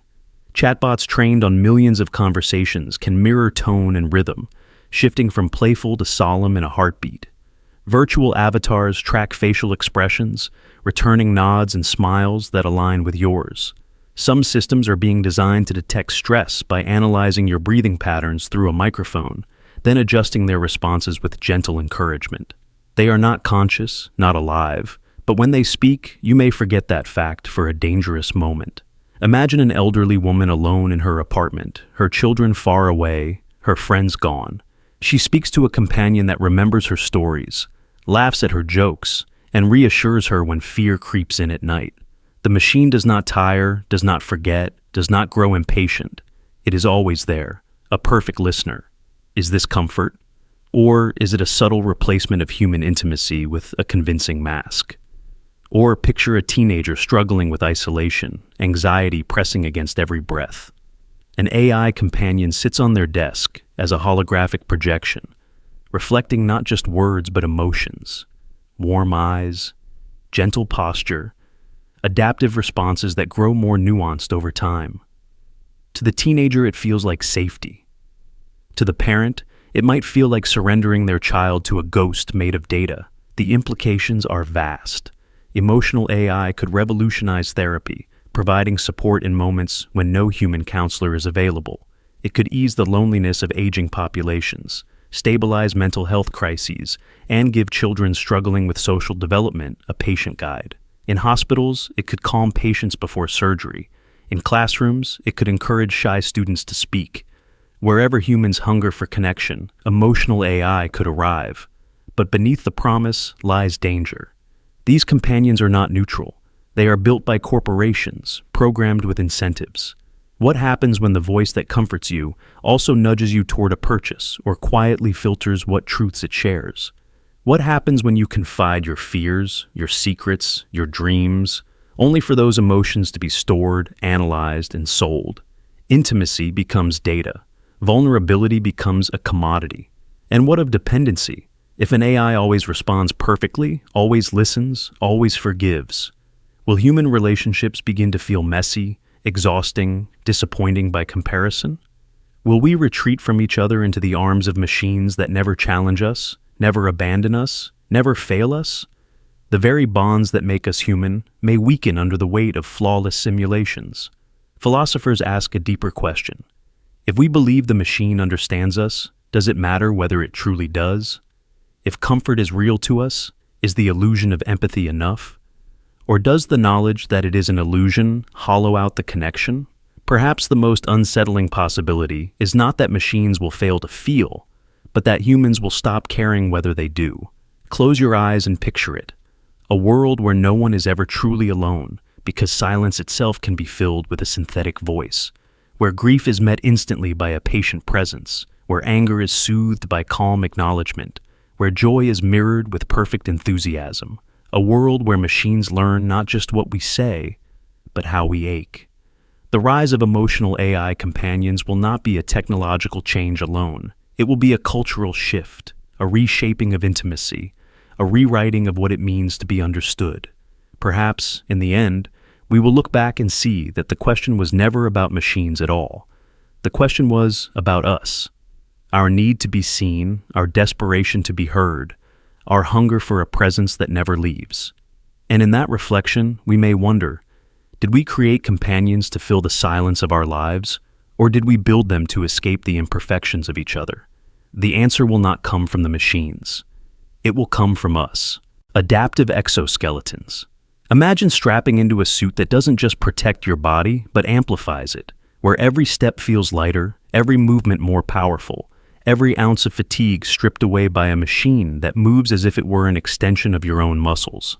Adaptive exoskeletons, wearable frames that adjust instantly to enhance strength, speed, and endurance, are no longer the fantasy of comic books or science fiction films. They are being built, tested, and refined today, and their arrival promises to redefine not only human capability, but the very boundaries of work, war, rehabilitation, and survival. The idea is simple, but its implications are immense. An adaptive exoskeleton is essentially a robotic frame worn over the body, equipped with sensors, actuators, and artificial intelligence that reads a user's movements in real time. Imagine beginning to lift a heavy object. Before your muscles fully contract, the sensors in the suit detect your intent, predict the motion, and deliver mechanical support. The result is a seamless partnership between biology and machine. You move, it responds, and suddenly weights that once felt impossible become effortless. Already, companies and research labs have produced early versions. In hospitals, exoskeletons are helping paralyzed patients take their first steps, walking across rooms once thought unreachable. In factories, workers wear suits that allow them to lift crates for hours without strain, reducing injuries and increasing efficiency. In the military, prototypes have been tested that let soldiers carry hundreds of pounds of gear across punishing terrain without slowing. These aren't prototypes of the distant future. They are here, now, and advancing rapidly. But adaptive exoskeletons go beyond raw power. What makes them revolutionary is their intelligence. Unlike rigid machines of the past, adaptive models continuously learn the user's movements, calibrating themselves to maximize strength when lifting, speed when running, or endurance when fatigue sets in. Picture a firefighter entering a burning building with oxygen tanks on their back. The suit senses their escalating strain, redistributes the weight, and assists their legs with each step. Or imagine a rescue worker in a disaster zone, sprinting through rubble, the frame amplifying their speed while shielding their joints from injury. This is not just assistance, it is transformation. The possibilities extend even further. Athletes could push their training beyond human limits, running faster, jumping higher, performing repetitions once unthinkable. Elderly individuals might strap on lightweight exoskeletons to regain mobility, living without fear of falling or losing independence. Construction crews could build skyscrapers with less risk. Miners could endure hostile conditions, and astronauts could wear adaptive suits on alien worlds, offsetting gravity to survive environments the human body was never designed for. But with such power comes an undercurrent of ethical tension. Who controls access to this technology? If only the wealthy or powerful can afford advanced exoskeletons, will society fracture into the enhanced and the unenhanced? Will workplaces demand their use, forcing employees into cybernetic augmentation just to keep their jobs? On the battlefield, does giving soldiers machine-assisted strength blur the line between human and weapon, turning war into an arena of enhanced bodies clashing like mechanical titans? The danger is not just in the suits themselves, but in how humanity chooses to wield them. And there is another question. Does constant reliance on exoskeletons risk eroding our own abilities? If our muscles no longer bear the weight, if our bodies no longer face strain, do we lose resilience over time? Technology has always carried this double edge. Every tool frees us, but also binds us in new ways. Adaptive exoskeletons could make us stronger than ever, but they could also make us dependent on machines to perform even ordinary tasks. Still, the hope in this future is undeniable. A world where the disabled walk again, where aging bodies regain youth, where workers are no longer crushed by strain, where human beings can endure environments from burning cities to distant planets. This is the promise adaptive exoskeletons hold. They are not just machines, they are partners, amplifiers, extensions of ourselves. We stand at the threshold of a future where the limits of biology are no longer the limits of humanity. With every test, every prototype, every leap forward, adaptive exoskeletons edge closer to transforming the fragile human frame into something stronger, faster, and more enduring. And in that union of flesh and machine, we will have to ask, when the body is no longer bound by its own weakness, what does it truly mean to be human? Synthetic reality environments.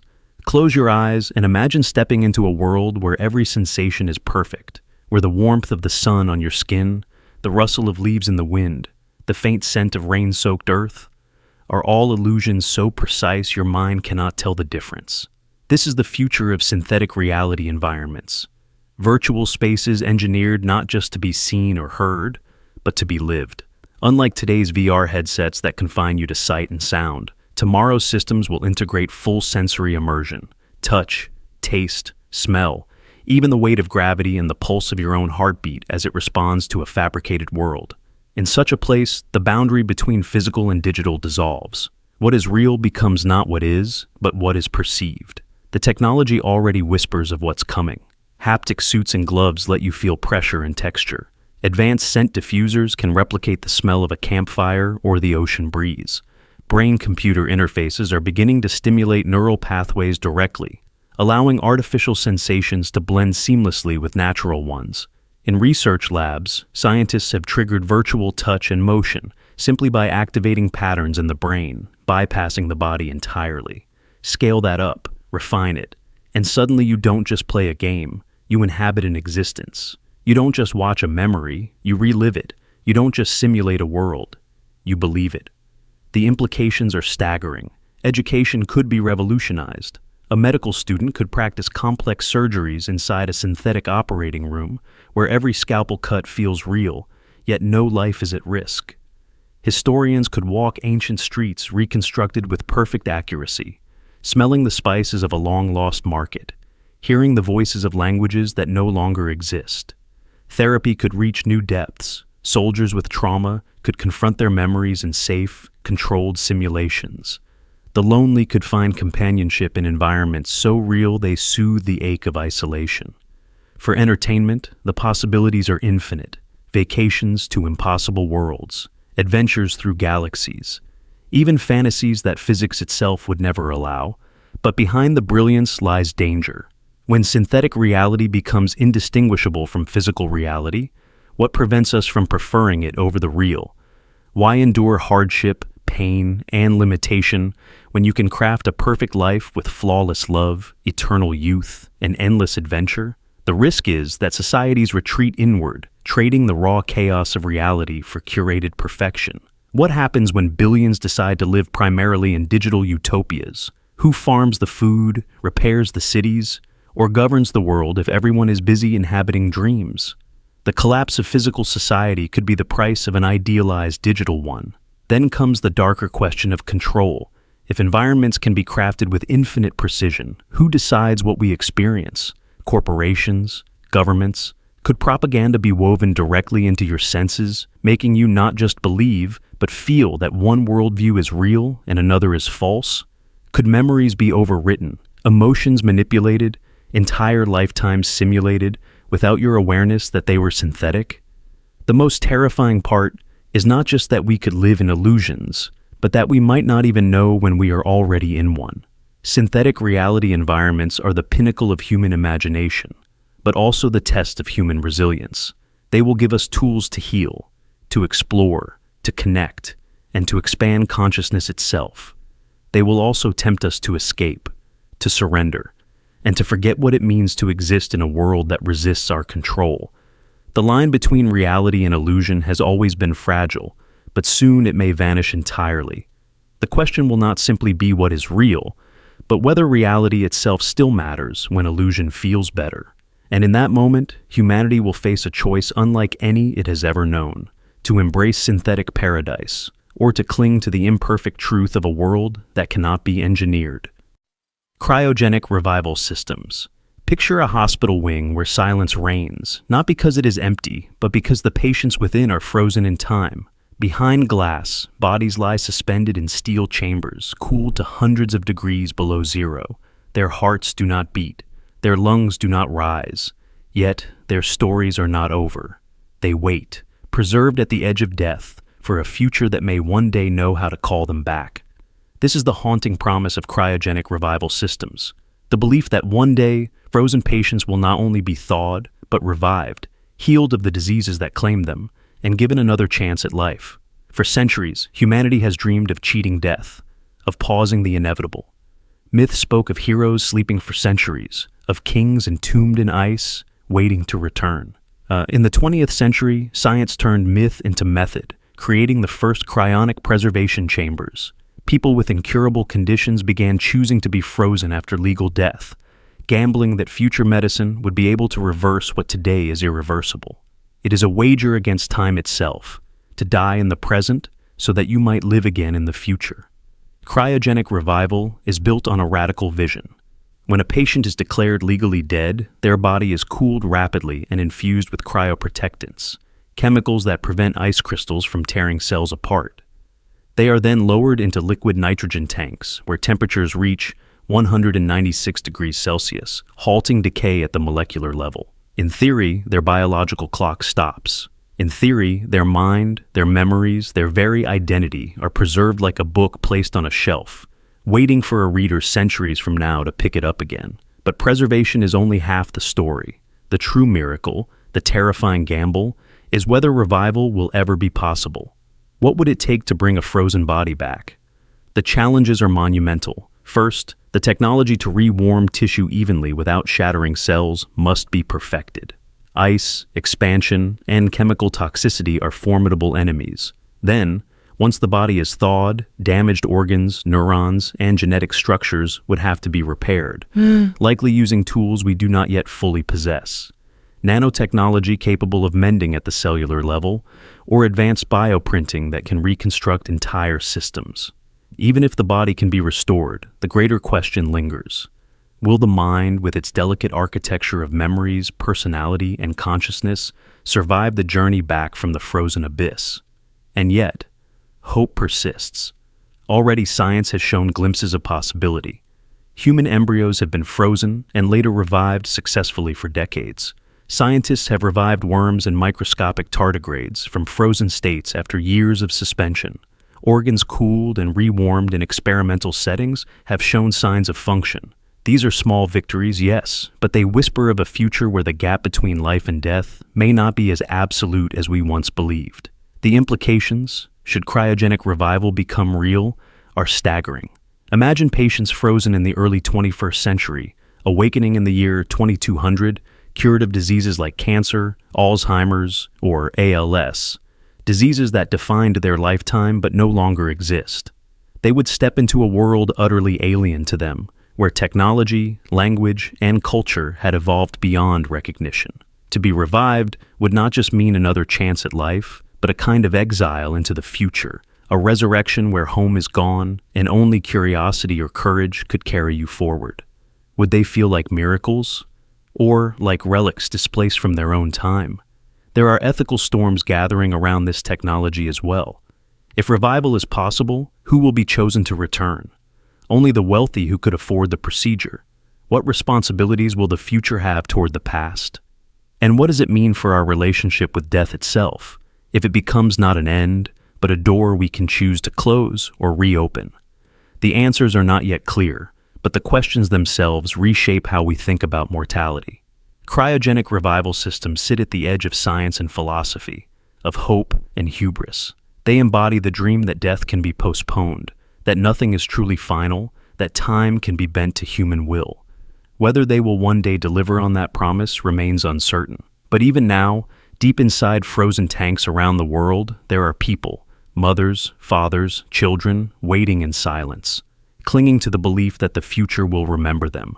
Perhaps one day when science has learned how to heal what today seems incurable, we will hear the sound of their hearts beating again. And perhaps then, humanity will face its most provocative question. Just because we can bring the dead back, should we? Oceanic habitat cities. Picture this. The horizon is no longer empty water, but alive with structures rising from the sea like futuristic islands. Towers gleam under the sun, connected by platforms that sway with the waves.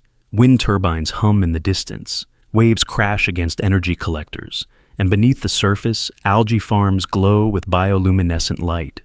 This is not a science fiction painting. It is the concept of oceanic habitat cities, floating, self-sustaining megastructures designed to house entire populations, expanding humanity's footprint from land to the vast, restless sea. The dream has been whispered for decades. As land grows scarce, as cities choke with overcrowding, and as sea levels rise, visionaries have turned their gaze to the ocean, covering 70% of the planet, yet almost untouched by permanent human settlement. Imagine megastructures anchored to the seabed, or drifting freely, stabilized by engineering so advanced they ride storms like ships, but feel as steady as skyscrapers. Entire cities would rise where no land exists. Housing, farms, schools, theaters, all floating above the deep. Already, prototypes hint at this future. In the Maldives, engineers have begun constructing floating neighborhoods to combat rising seas. Japanese architects have envisioned ocean spirals, descending megastructures that harness thermal gradients for energy. The Seasteading Institute experiments with floating platforms where small communities can test new governance systems. Offshore rigs, once symbols of extraction, prove that massive human-made structures can survive in hostile waters. Each of these is a piece of the puzzle, suggesting that one day entire civilizations could thrive atop the waves. The self-sustaining nature of these cities is key. Oceanic habitats would not just float, they would produce. Solar panels stretched across rooftops, wave and tidal generators beneath platforms, and wind farms along the edges could power them. Vertical farms and aquaponic systems would grow food, while desalination plants provide drinking water drawn from the sea itself. Algae bioreactors might supply not only food supplements, but also biofuel. Waste could be recycled in closed loops, ensuring sustainability. Imagine never depending on external shipments. Your city becomes a living organism, breathing with the rhythm of the sea. But beyond the technical marvel, there is something poetic in this idea. For millennia, humans have feared the ocean as a boundary, a vast divide. Yet it may become our salvation, offering not separation, but expansion. The ocean becomes not a frontier to cross, but a foundation to live upon. Imagine waking to the sound of whales beneath your home, watching the sun rise over an endless horizon, knowing your city drifts in harmony with the water it depends upon. Still, the challenges are immense. The ocean is both generous and merciless. Salt corrodes, storms devastate, isolation weighs heavily. Building structures resilient enough to withstand typhoons and tsunamis requires engineering of almost unimaginable precision. Psychological challenges loom too. Would humans thrive in floating worlds cut off from the solidity of land, or would they feel trapped in endless exile at sea? And there are ecological concerns. If we cover the oceans with megastructures, what happens to marine ecosystems? Do we risk suffocating the very seas that sustain us? Yet history tells us that humanity is defined by its willingness to build against the impossible. We carved roads across mountains, tunneled beneath the earth, built skyscrapers that scrape the clouds. Floating cities may be the next chapter. As climate change displaces millions, oceanic habitats could offer refuge. As populations swell, they could provide space. As nations compete for land, they could offer neutral, shared territory floating beyond borders. But the philosophical question lingers. Will these floating metropolises be utopias or prisons? Will they represent freedom, independence, and innovation, or controlled zones governed by corporations that own every plank, every pipeline, every drop of recycled water? The ocean offers both limitless possibility and limitless risk. In its mirror-like calm and its raging storms lies the truth. To build upon the sea is to embrace uncertainty itself. Perhaps the most haunting thought is this: if humanity thrives on the ocean, we will become a truly amphibious species, no longer bound to the land that birthed us. Our myths of Atlantis, of floating islands and sunken cities, may not be legends of the past, but prophecies of the future. Oceanic habitat cities may mark not only a survival strategy, but a transformation of what it means to be human. A species no longer tethered to soil, but able to claim the waves as home. Because in the end, the ocean has always been both cradle and grave, both promise and threat. To live upon it is to accept its dual nature, to float between survival and wonder. And if we succeed, the line between land and sea may vanish forever. leaving humanity adrift, yet anchored, in cities that are at once fragile rafts and eternal islands of light upon the deep. Interplanetary Transport Network. Imagine a map of Earth. Roads, railways, shipping lanes, flight paths, lines of movement connecting every city, every nation, every continent. Now expand that map outward, far beyond oceans and borders, beyond the blue atmosphere itself. Imagine similar networks, but instead of highways between cities, they are transit corridors between planets. This is the future of interplanetary transport networks, the arteries and veins of a civilization that has begun to live among the stars. For centuries, space travel has been the privilege of rockets, towering, thundering machines that strain for minutes just to break Earth's grip. Every mission has been an isolated leap, each launch a singular event. But civilizations are not built on one-time leaps. They are built on connection, on reliable systems that move not just a few explorers, but thousands, millions, entire industries. And so, the vision emerges. High-speed transit systems linking Earth, the Moon, Mars, and beyond, until space itself becomes navigable as effortlessly as an airline timetable. Already, the early outlines are forming. SpaceX dreams of starship fleets ferrying cargo and settlers across the Gulf to Mars. NASA imagines lunar gateways, orbital stations that act like transfer hubs, much as airports did for early aviation. Engineers discuss reusable spacecraft, ion drives, even nuclear propulsion systems capable of cutting travel times from months to weeks. Each idea is a fragment of a larger truth. We are building not individual rockets, but the skeleton of an interplanetary highway. Picture the Moon first. It is close, just 3 days away, but its role is pivotal. Lunar bases could become refueling stations where water ice is mined, split into hydrogen and oxygen, and turned into rocket fuel. Ships leaving Earth would not need to carry every ounce of propellant. They could refuel in orbit, at depots built from lunar resources. Suddenly, Mars and the outer planets are not distant, but accessible stops along an expanding route. Now, picture Mars. The red world will not simply be a destination. It will be a hub. Its lower gravity makes launches easier, cheaper, faster than Earth's. Imagine Martian spaceports sending goods outward, rare minerals, fuels, biological research, while also serving as the junction point between Earth and the asteroid belt. Mars could become the Chicago or Dubai of the solar system, a crossroads where journeys converge, where commerce and culture intermingle across worlds. These networks will not be single corridors, but constellations of routes. Space elevators, magnetic launchers, nuclear-powered shuttles, solar sail carriers drifting like fleets between planets. Each line a pathway, each pathway stitching human settlements together until the concept of being off-world no longer feels foreign. In such a world, interplanetary travel might be measured not in rare launches per year, but in departures per hour. But with this future comes profound challenges. Who controls these networks? Will they be open highways, accessible to all, or privatized lanes owned by corporations and defended by militaries? Will space become a commons like the oceans, or a battlefield like contested airspace? The power to move between planets is also the power to dominate them. The question of governance will be as critical as the engineering itself. And then there are the human questions. If Mars is weeks away instead of months, how many will choose to leave Earth behind? Will migration across planets become as common as moving across continents once was? Families divided between Earth and Mars, businesses spanning worlds, children born aboard transit hubs who never knew a single home. What will citizenship, culture, and identity mean when humanity lives spread across multiple spheres? The risks are immense. An accident in orbit is not like an accident on Earth. A failed transport hub could strand thousands between planets. A collision along a heavily used corridor could scatter debris that makes travel impossible for years. And yet, humanity has faced such risks before, on the seas, in the skies, and each time we built the systems to endure. The same determination that once mapped the oceans will map the solar system.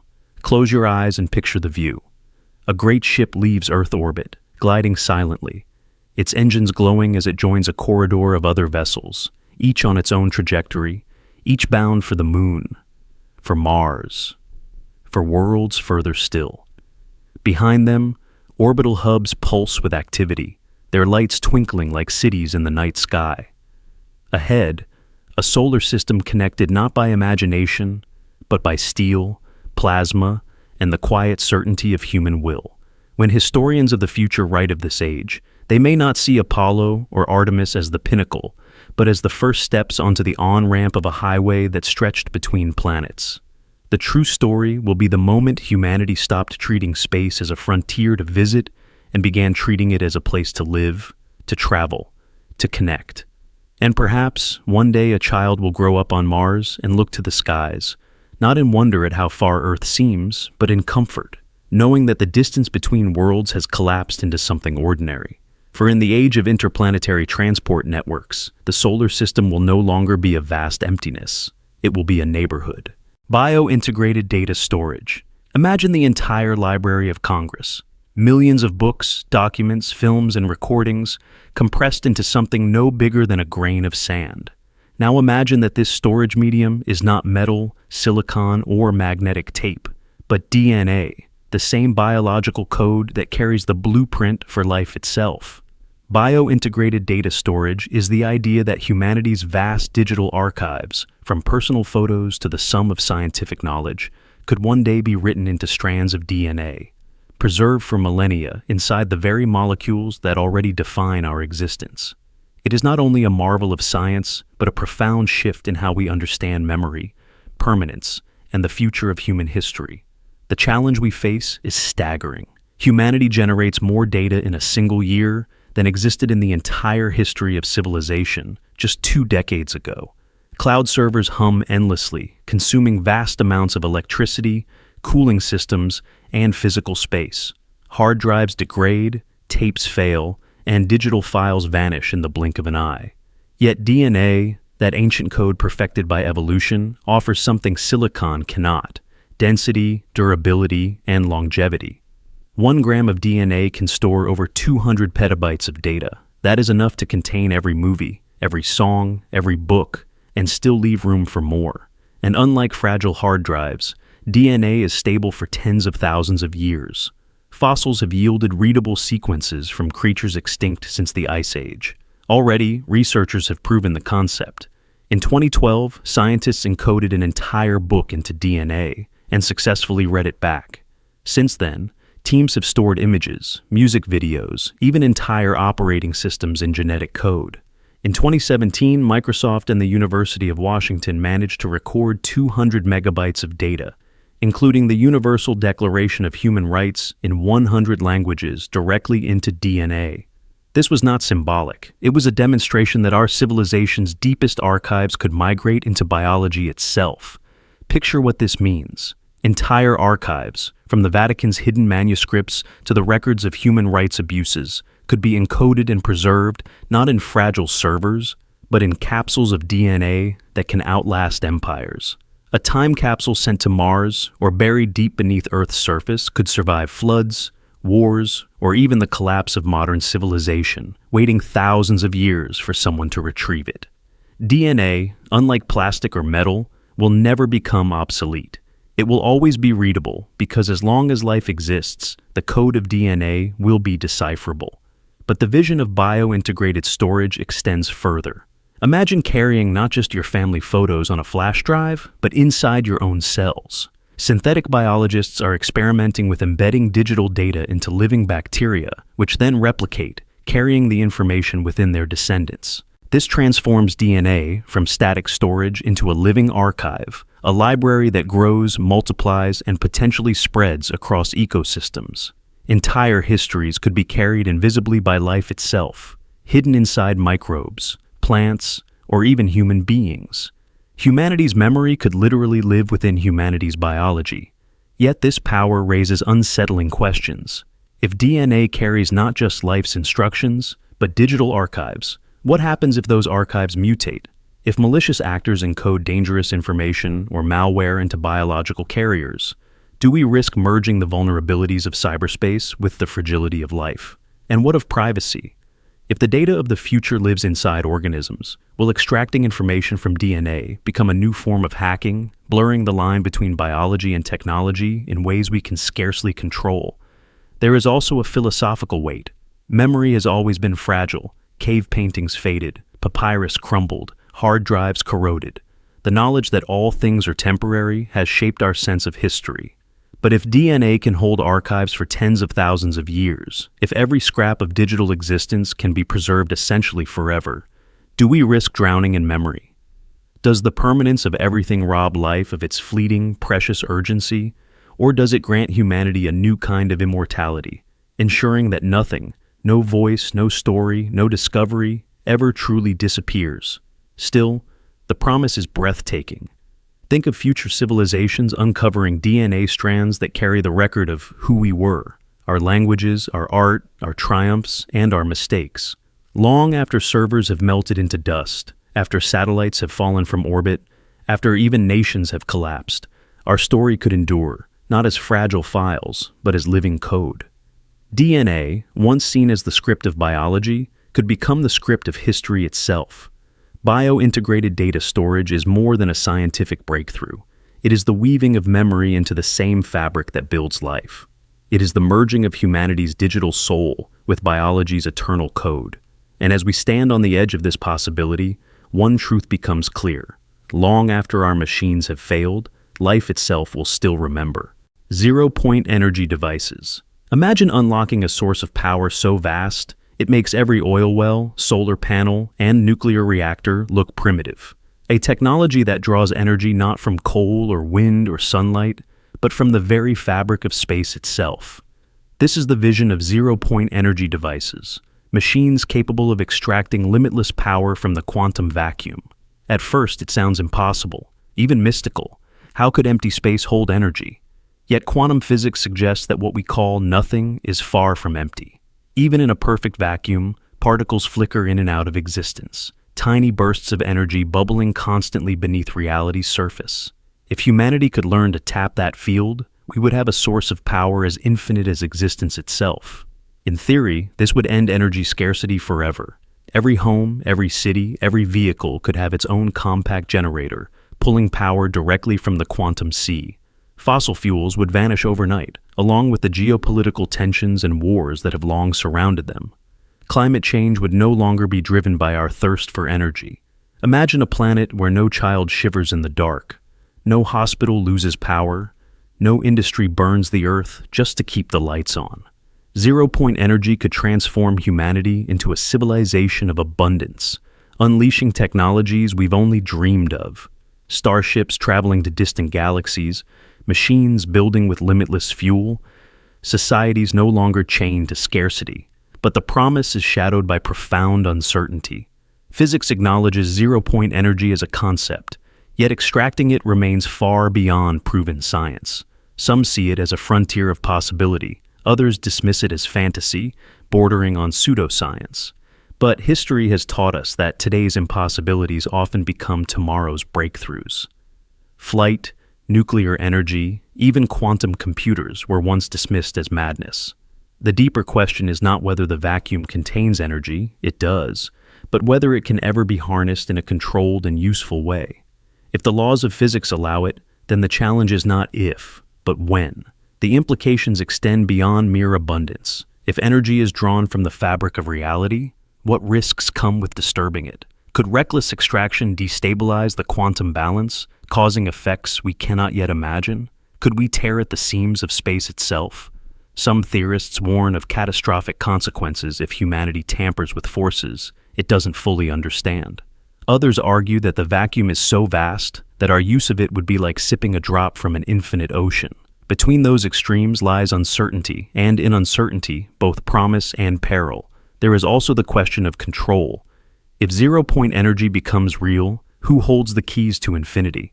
Will it be governments, hoarding the technology as a tool of dominance? Corporations, selling access to the very essence of the universe? Or will it be shared freely, a true common inheritance of all humankind? The stakes are higher than any invention in history. Abundance can liberate, but it can also corrupt. A limitless resource, if concentrated in the wrong hands, could create not equality, but domination on a planetary scale. Energy as power has always been political. Zero-point energy would be the ultimate power. And yet, the allure is irresistible. Around the edges of mainstream science, experimental devices have been proposed, patents filed, theories explored. Most collapse under scrutiny. Still, the dream persists because humanity has always been driven by visions just beyond reach. Whether zero-point energy becomes the foundation of a new era or remains forever a phantom, it captures something essential about us: our refusal to accept limits, our relentless search for the infinite, hidden inside the ordinary, the possibility that the greatest treasure of all might not lie in distant stars or deep within the earth, but in the silent vacuum all around us. Zero-point energy devices stand as both miracle and mystery, an idea that could rewrite civilization or forever remain in the realm of speculation.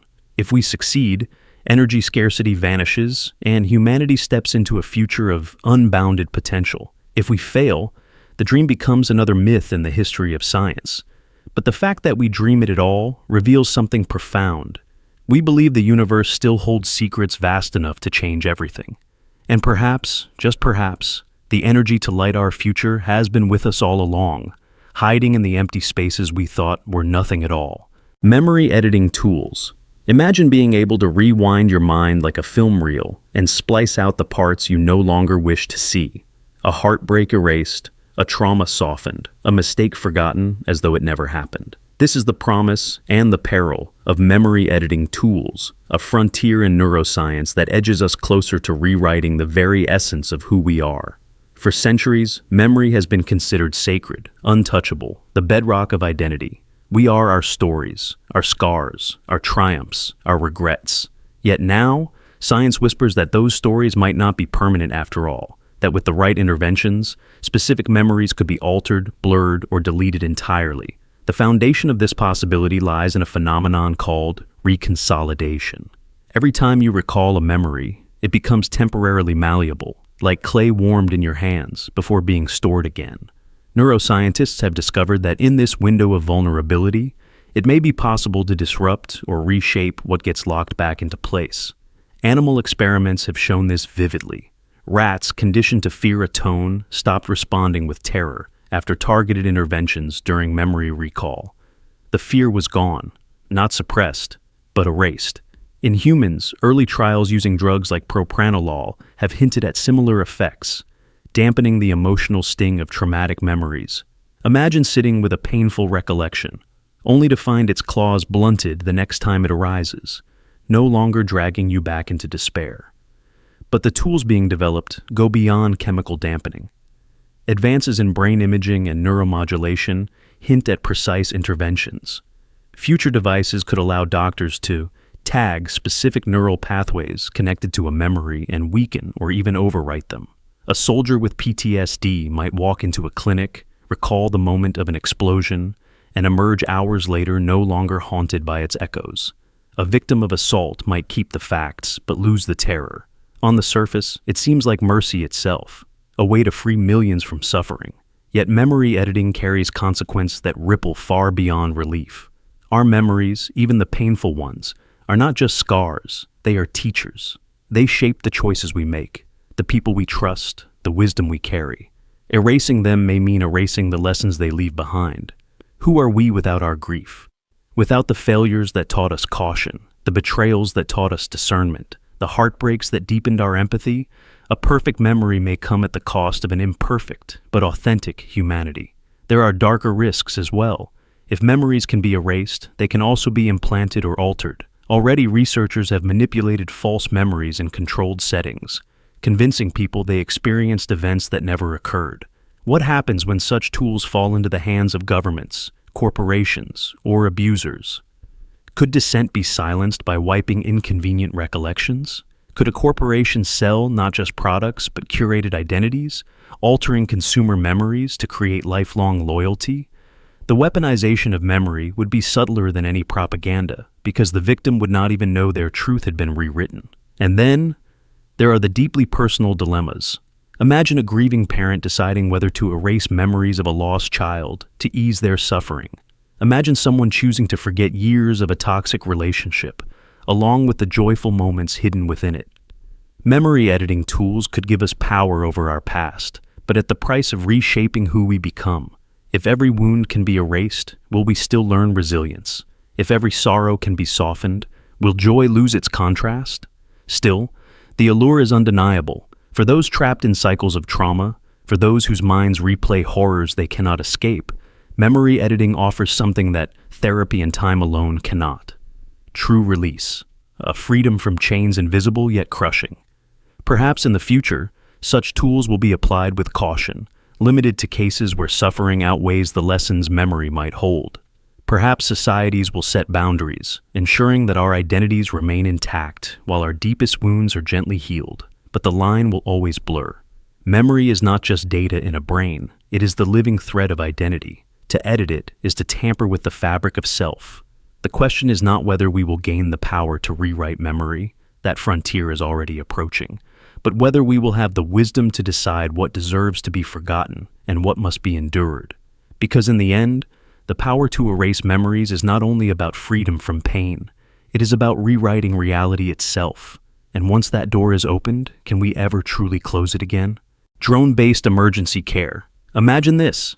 A man collapses in the middle of a crowded street. His breathing is shallow, his heart falters, and panic spreads through the bystanders. In the past, the wait for an ambulance could mean the difference between life and death.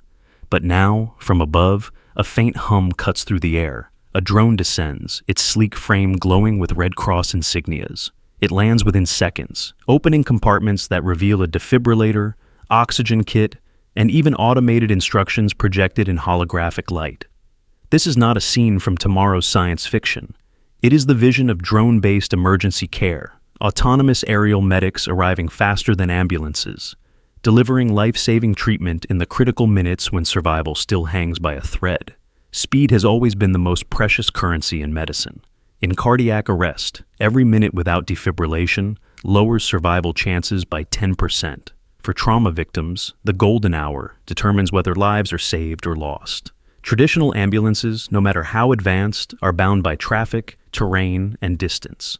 Drones bypass all of it, cutting through the sky in direct lines, delivering care where wheels cannot go. Already, pilot programs in Europe have tested drones carrying defibrillators, arriving 4 times faster than emergency vehicles. In rural Africa, drones deliver blood and vaccines to villages cut off by floods or mountains. These are not hypotheticals, they are working realities. The first sparks of a system where the sky itself becomes the first responder. But the vision goes deeper than delivery. Future drones will not just carry equipment, they will become autonomous medics. Imagine a drone hovering above an accident, scanning a victim with thermal and infrared sensors to detect bleeding or fractures. Artificial intelligence analyzes the data instantly, sending instructions to bystanders. Apply pressure here, tilt the head this way, use this device. Robotic arms could deploy emergency injections, stabilizing a patient until human paramedics arrive. A swarm of drones could coordinate, one securing the area with lights, another delivering medical supplies, another carrying a telepresence unit where a doctor appears in hologram, guiding hands in real time.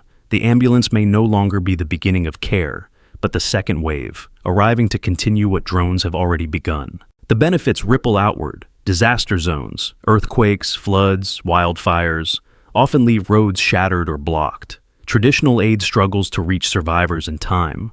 Drones, however, can weave through debris, land on small clearings, and begin triage within minutes. War zones, too, could see autonomous medics swooping into danger where it is too risky for human rescuers.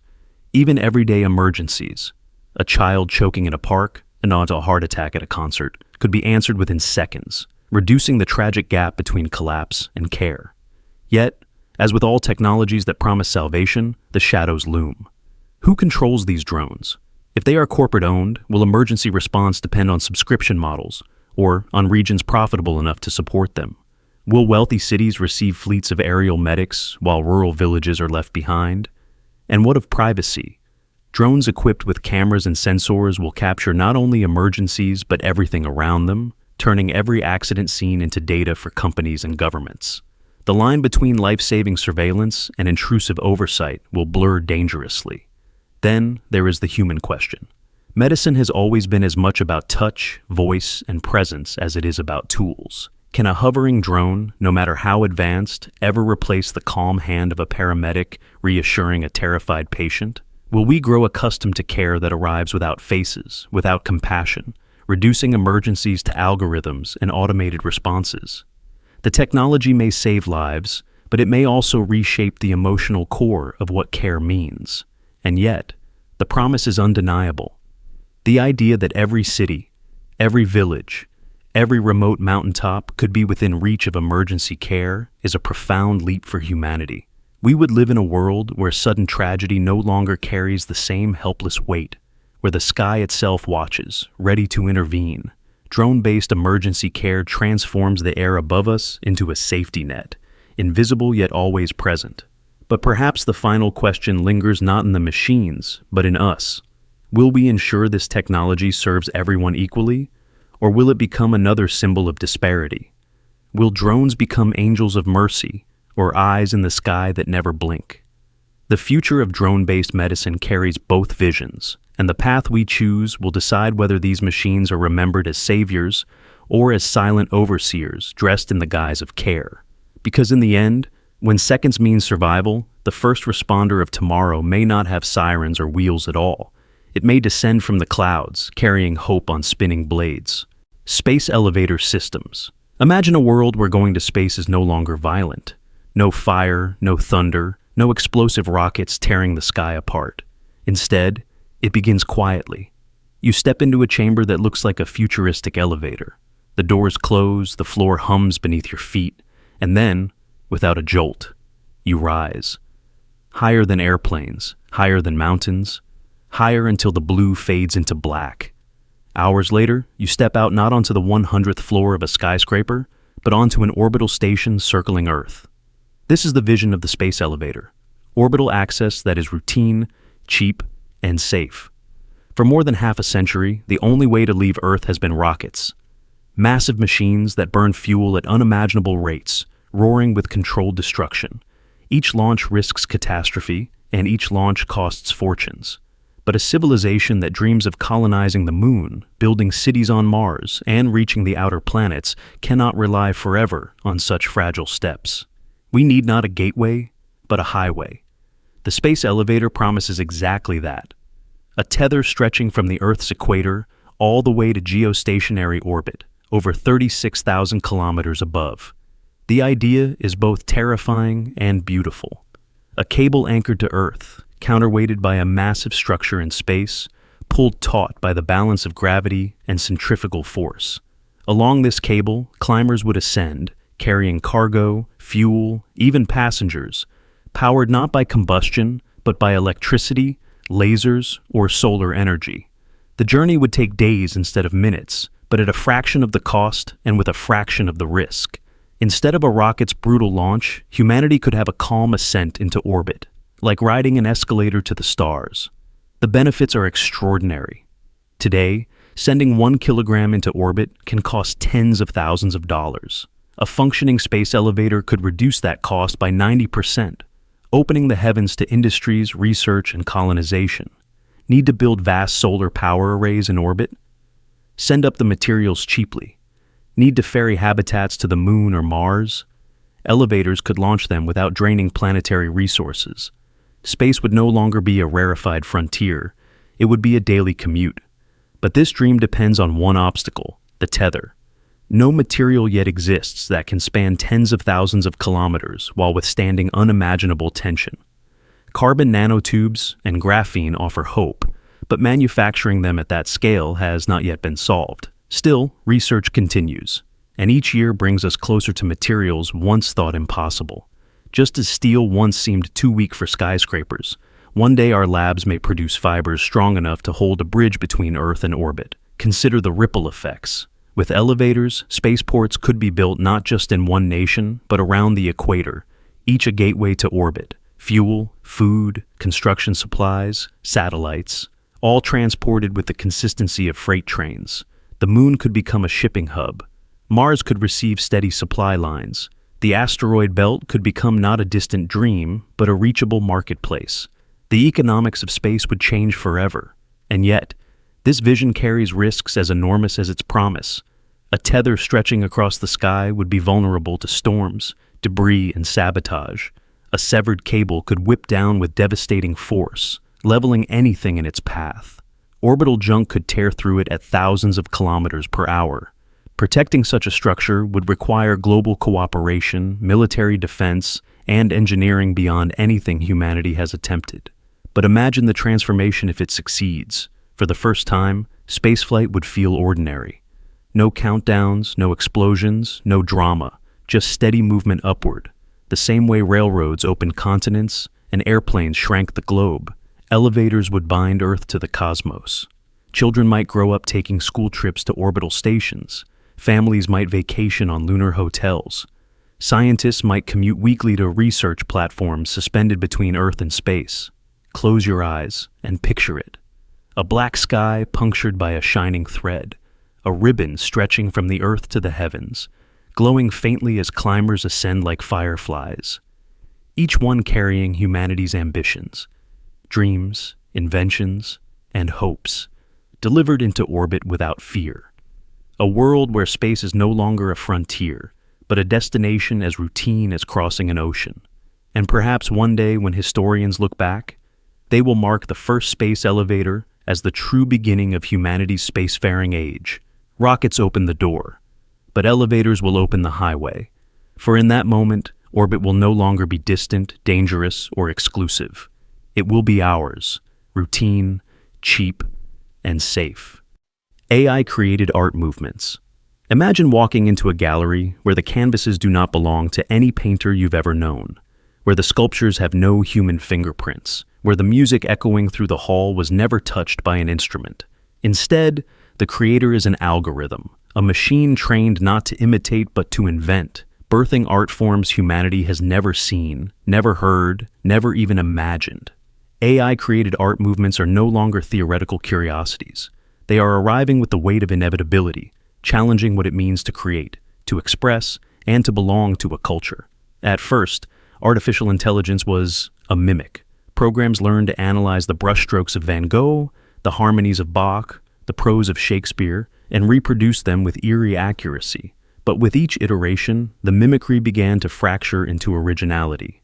Algorithms started to generate paintings that could not be mistaken for any school of art, fluid shapes that shifted like living organisms, color palettes inspired not by sunsets or landscapes, but by mathematical fractals and quantum noise.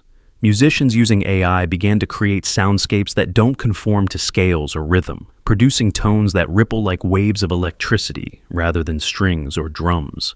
In literature, AI has stitched narratives that twist beyond the logic of human storytelling, bending language into experimental forms untouched by tradition. The true revolution lies not in machines copying us, but in machines exploring creative territory humans might never reach.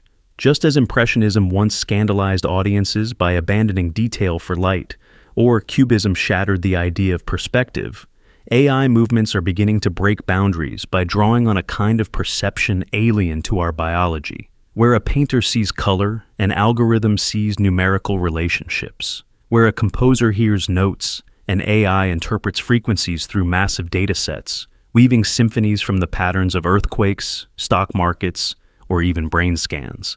These are not mere novelties. They are glimpses of entire genres that only machines could birth. Imagine an art form where every brushstroke shifts depending on the viewer's heartbeat, where the painting changes because the algorithm senses your emotional response in real time. Imagine an AI movement in architecture, where buildings continuously evolve as wind, light, and human traffic reshape their digital blueprints, producing structures that feel alive. Imagine music composed not in scales, but in multidimensional mathematical harmonies, a sonic language that humans must learn to hear, as if adapting to a new species form of communication. These are not distant possibilities. They are being prototyped now, in labs, in studios, and on digital platforms where AI tools are already collaborating with human creators. But with such innovation comes unease. If machines generate entire movements, do we still call it art? Or does art demand human suffering, intention, and soul? If a gallery of AI-born masterpieces stirs awe in us, does it matter that no human hand ever touched them? Some argue that creativity is inseparable from consciousness, that art requires an awareness of meaning. Yet history reminds us that art is also about perception.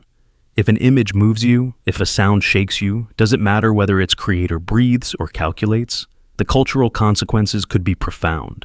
Movements once unfolded over decades, shaped by geography, philosophy, and revolution. But AI could accelerate the birth of genres, producing entire new schools of art within days. Human artists may find themselves collaborating with algorithms the way musicians once embraced synthesizers, seeing machines not as rivals, but as tools that expand the very vocabulary of expression. Others may resist, fearing that human creativity will be drowned beneath a tidal wave of algorithmic output, where the definition of originality collapses an infinite generation. And yet, there is beauty in this collision. Perhaps AI will not replace art, but deepen it. Just as photography forced painters to explore abstraction, just as film transformed storytelling, AI may push humans into creative realms we would never have entered alone. We may become co-authors of movements neither species could create alone. Human intuition guided by machine logic, machine experimentation illuminated by human emotion. Out of this dialogue, something entirely new could emerge. A hybrid art form that reflects not just humanity, not just algorithms, but the strange shared future we are building together. AI-created art movements will do more than decorate galleries. They will reshape culture, identity, and even the question of what it means to be a creator. They ask us whether creativity belongs to biology or whether it is something larger, a universal force, waiting for any mind, human or machine, to channel it. And as we step into that gallery of the future, staring at colors no human ever dreamed and hearing music no human ever composed, we may realize something startling. Art has always been about reaching beyond ourselves. For the first time, we are not reaching alone. Universal disease immunization. Imagine a world where illness is no longer a shadow hanging over every life, where the fear of infection, mutation, and epidemic simply dissolves into memory. A world in which every cell in your body carries a shield so precise that no virus, no bacteria, no cancer cell can ever defeat it. This is the vision of universal disease immunization, a genomic defense system so advanced that sickness itself becomes optional. Instead of fighting one disease at a time with vaccines or cures, humanity would rewrite the blueprint of biology, programming immunity into the very code of life. Illness would not be treated. It would be prevented at the genetic level, erased before it ever takes hold. The foundation of this dream is already being built. Advances in CRISPR and gene editing have shown us how to modify DNA with surgical precision. Scientists have engineered cells that recognize and destroy cancer. They have created genetic shields in animals that make them resistant to diseases like HIV or malaria. Imagine scaling this to humanity itself. Newborns encoded with universal immunity, adults upgraded with genomic therapies that rewrite their immune systems, transforming vulnerability into invulnerability. You would no longer need a flu shot because your cells would already know how to disarm influenza. You would not fear pandemics because no virus could outpace an immune system that updates like software. The very idea of sickness could fade into ancient history, like smallpox scars or iron lungs. But with such power comes daunting questions. Illness has always shaped human evolution, pressuring genes to adapt, pruning weaknesses, driving survival. What happens when we remove that pressure? Do we create a species stronger than ever, or do we risk fragility in ways we cannot foresee? And what of mutation? Pathogens evolve endlessly. Could they adapt even to engineered immunity, forcing us into an arms race where each generation must be genetically upgraded to survive? The promise of choice over illness may also mean a lifetime of constant editing, forever keeping pace with nature's shifting code. There are ethical dilemmas as well. If immunity becomes programmable, who decides what protections are universal? Do all people receive the same genomic defenses, or will wealth and power dictate access? Will the privileged live in bodies free of disease, while the poor are left behind in vulnerability? And if illness becomes optional, what happens to those who refuse modification, whether for cultural, religious, or personal reasons? Will they be seen as reckless, even dangerous, for choosing to remain vulnerable in a society where everyone else has transcended disease? The consequences ripple further. With disease erased, populations could soar. Lifespans might stretch decades beyond their current limits, not through extending life itself, but through eliminating what so often shortens it. The balance between humanity and the planet could be shaken.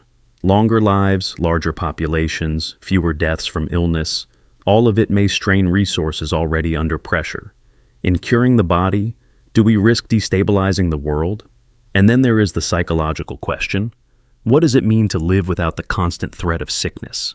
For thousands of years, disease has shaped not just our biology, but our culture, our stories, our faiths. Plagues and epidemics have been seen as punishments, trials, even catalysts for progress. Without them, what happens to the human experience of suffering, resilience, and growth? Do we lose something essential to our humanity when we no longer fight against nature's cruelties? Or do we finally become free to build a civilization without the shadow of death at its edges? Universal disease immunization is both a triumph of science and a test of philosophy. It offers us the power to decide whether illness remains part of our story. For the first time in history, sickness itself could be optional, a choice we either preserve or erase. But that choice will force us to confront questions deeper than biology. Who we are without struggle, what responsibility we bear in wielding such power, and whether the ability to cure all may, in some ways, change what it means to be human. One day, perhaps soon, illness may no longer stalk our lives. But when that day comes, the greater question will remain. What do we become when suffering is no longer written into our DNA? Ultra-personalized education AI. Imagine sitting in a classroom where there are no rows of desks, no lectures designed for the average student, no rigid schedules dictating what everyone must learn at the same pace.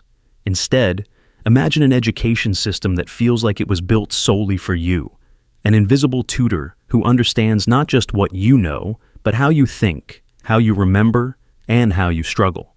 This is the vision of ultra-personalized education powered by artificial intelligence, a system that could rewire the very way we prepare human minds for the future. For centuries, education has been one-size-fits-all. The Industrial Revolution gave us schools modeled on factories, uniform lessons, standardized tests, strict timetables. It worked to mass-produce literacy, but it ignored something essential. No two minds are alike. Some children absorb knowledge through images, others through sound, others through trial and error. Some thrive under pressure, others wither. Today, countless students are labeled as failures, not because they lack intelligence, but because the system fails to teach in a way that speaks to their minds. Artificial intelligence promises to dissolve that rigid mold. An AI-driven education system could monitor every interaction a learner has, every right answer, every hesitation, every moment of boredom or spark of curiosity. By analyzing patterns invisible to human teachers, it could adjust the pace, method, and style of instruction instantly. If a student learns math best through visual puzzles, the AI will present them. If another understands literature through storytelling and dialogue, the AI adapts. Each learner receives a path uniquely tailored to their cognition, turning education into a personal journey instead of a collective march. Already we see hints of this future in adaptive learning platforms that adjust difficulty based on performance. But ultra-personalized education AI goes further. It does not just respond to answers, it anticipates needs. Imagine an AI noticing that you struggle to remember abstract formulas, but retain them when tied to music. It could transform equations into rhythms, teaching math through soundscapes designed for your brain. Imagine it detecting subtle stress markers in your voice and gently slowing the pace of learning, preventing frustration before it begins. Education becomes not only personalized, but empathetic, responding to the emotional currents of each learner. The impact of this could be revolutionary. Struggling students who would once have dropped out might thrive under systems designed for their unique strengths. Gifted learners could accelerate beyond the limits of traditional curriculums, exploring complex concepts years ahead of schedule. Entire populations, once underserved due to lack of teachers or resources, could gain access to high-quality education delivered by intelligent systems. Ultra-personalized AI could level the global playing field, unlocking human potential on a scale we've never seen. Yet, as with all powerful tools, the dangers loom large. If every click, hesitation, and error is tracked, then a student's learning journey becomes a data goldmine. Who controls that data? Will corporations own the intimate cognitive fingerprints of billions of children? Could governments use these systems not to liberate minds, but to shape them, subtly steering beliefs, values, even personalities under the guise of education? An AI tutor that knows you better than you know yourself could also manipulate you more effectively than any textbook ever could. There's also the question of humanity. Teachers are not just transmitters of knowledge, they are mentors, role models, emotional anchors. An AI may tailor lessons, but can it replicate the spark of inspiration that comes from a human teacher who believes in you? Will education become so efficient, so tailored, that it loses the messy, unpredictable encounters that often shape character and creativity? If everything is optimized, will students still learn resilience, patience, and the ability to adapt to less than perfect circumstances? Still, the potential is undeniable. In a world where billions lack access to quality teachers, where classrooms are overcrowded, and where learning is often chained to outdated models, ultra-personalized AI offers a chance to rethink everything. It invites us to imagine education not as a system of conformity, but as a living, adaptive process tuned to the rhythms of each mind. It is not just about teaching faster or better, it is about teaching differently, acknowledging that every brain holds its own universe, and that learning should be as diverse as the minds that seek it. The question is not whether we can build this technology, it is already emerging, but how we will choose to use it. Will we unleash a renaissance of learning, empowering each individual to reach their fullest potential? Or will we create systems of subtle control, where education becomes less about liberation and more about programming? In the end, ultra-personalized education AI offers us a mirror. It reflects both our hopes for a world of empowered learners and our fears of a future where even our thoughts are tailored by unseen hands. And as with every transformative invention, the outcome will depend not on the machine, but on the wisdom of the humans who design and deploy it. Augmented sensory perception. Imagine a world where your senses no longer bind you to the narrow range evolution has granted. A world where your eyes pierce the invisible spectrum, where your ears capture vibrations far beyond ordinary hearing, where your skin detects the subtle shift of magnetic fields, and your mind processes all of it as naturally as breathing. This is the promise of augmented sensory perception, the expansion of human experience beyond biology, where technology unlocks dimensions of reality that have always been there, but forever hidden from us.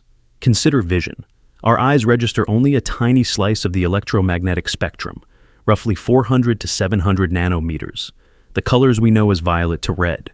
But beyond that range lies an infinity of hidden light, infrared, which could reveal the heat signatures of living bodies in the dark.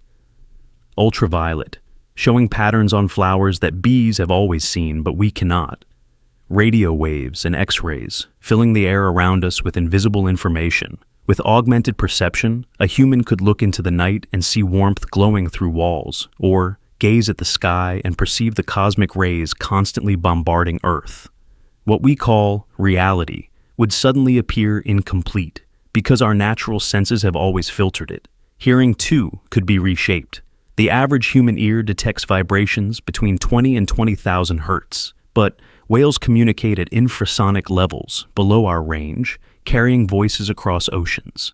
Bats and dolphins navigate with ultrasonic echoes, creating maps of space from sound.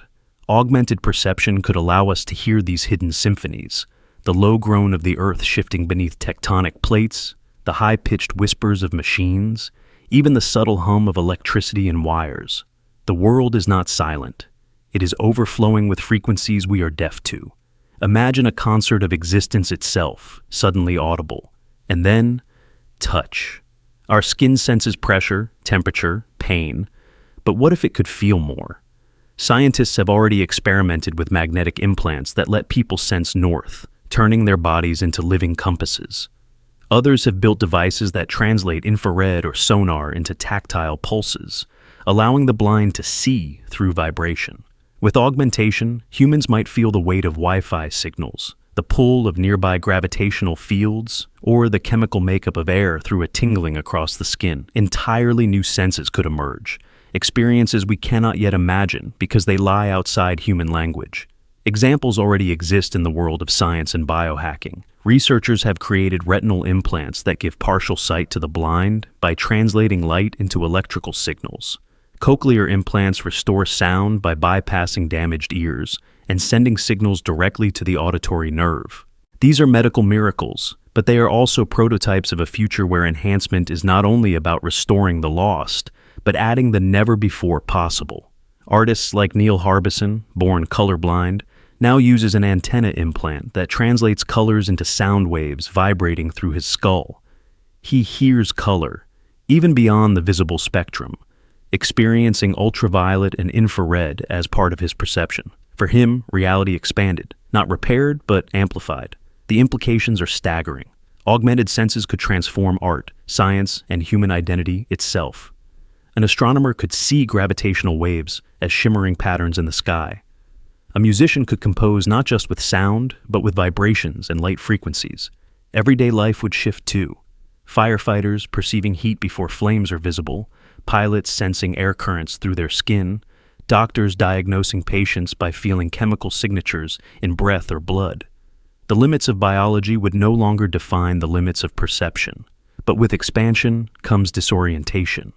The human brain has evolved filters for survival. We ignore most of the overwhelming data around us because it would paralyze us. What happens when those filters are removed? Would a person hearing every frequency collapse under noise? Would seeing ultraviolet and infrared constantly turn vision into chaos? To augment perception, technology must not only add, but translate, shaping alien signals into something the brain can understand without drowning in them. Reality may become richer, but also stranger, more unstable.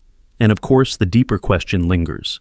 If our senses define our experience of reality, then changing them changes reality itself. A dog lives in a universe of scent, a bat in a universe of echoes. With augmented senses, we too would enter new universes layered atop the one we know. But would that make us more human, or something else entirely? Perhaps we would no longer share the same world with each other, but drift into private, augmented realities, divided not by belief, but by perception itself. Still, the temptation is undeniable to finally see the invisible, to hear the inaudible, to touch the untouchable, to peel away the filters evolution has placed upon us and encounter reality in its full spectrum. It is a dream as old as myth, gods who could see beyond human eyes, prophets who heard voices others could not. Technology now brings that dream closer, not as fantasy, but as circuitry and implants, as code and sensors. And yet, the final question echoes, if we expand our senses, will we discover truths that uplift us, or truths we were never meant to bear? Will augmented perception free us, or fracture us into beings who no longer experience the same reality? For in every gift of new sight, new hearing, new touch, lies both wonder and weight. And once you have seen the invisible, once you have heard the unheard, you can never go back to being simply human again. Terraforming technologies. Imagine standing on Mars, the horizon stretching red and barren beneath a thin, lifeless sky. You exhale, and without a suit, your lungs collapse. The air is unbreathable, the temperature cruel. Yet in your hand, you hold a device that promises something unthinkable, the power to make this hostile planet not alien, but familiar. This is the dream of terraforming technologies, reshaping entire worlds until they bend to the needs of human life. The concept is simple, even ancient in imagination. Take a dead planet and breathe life into it. Warm the atmosphere, seed it with oxygen, make water flow, make crops grow, turn deserts of dust into fields, empty skies into breathable air. Science fiction has painted the dream for decades. Now science itself asks, could we truly do it? Mars is the most discussed candidate. Its frozen poles hold carbon dioxide and water.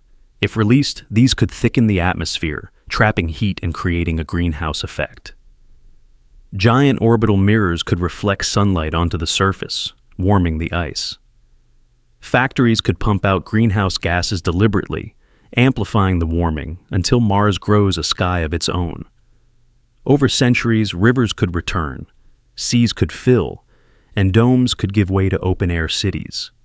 Other ideas are even bolder. Some scientists imagine genetically engineered microbes released across the Martian soil, organisms designed to survive in thin air and low pressure, slowly releasing oxygen as they spread. Step by step, the planet would change, not through machines alone, but through biology, until every breath taken by those microbes adds to an atmosphere humans could one day breathe. Terraforming is not only about Mars. Venus, smothered by crushing heat and poisonous air, has been imagined as well. Vast mirrors could cool the planet by reflecting sunlight back into space.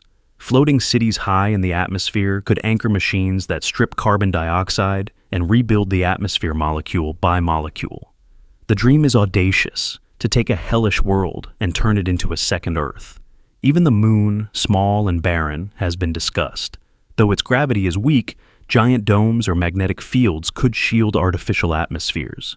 If its craters were filled with harvested ice and its surface seeded with plants, it might one day sustain more than fleeting human colonies.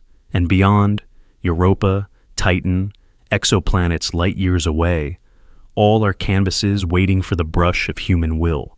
But the challenges are staggering. To thicken Mars's atmosphere that's enough for liquid water would take centuries, perhaps millennia. To cool Venus might require structures larger than any we can currently build. Terraforming demands energy at planetary scales, resources on the order of entire civilizations, and patience across generations. The question is not only whether we can, but whether we should. There are ethical dilemmas. Do we have the right to reshape other worlds if microbial life might already exist there? Even a hint of alien biology could be erased forever under the weight of human ambition. To terraform is to play God, deciding not only the fate of humanity, but of other possible evolutions of life. What would it mean to destroy what might have grown differently, just to make space for ourselves? And yet, the allure is undeniable. Earth is fragile. Climate change, overpopulation, asteroid impacts, all remind us that our survival depends on not keeping all life in one basket.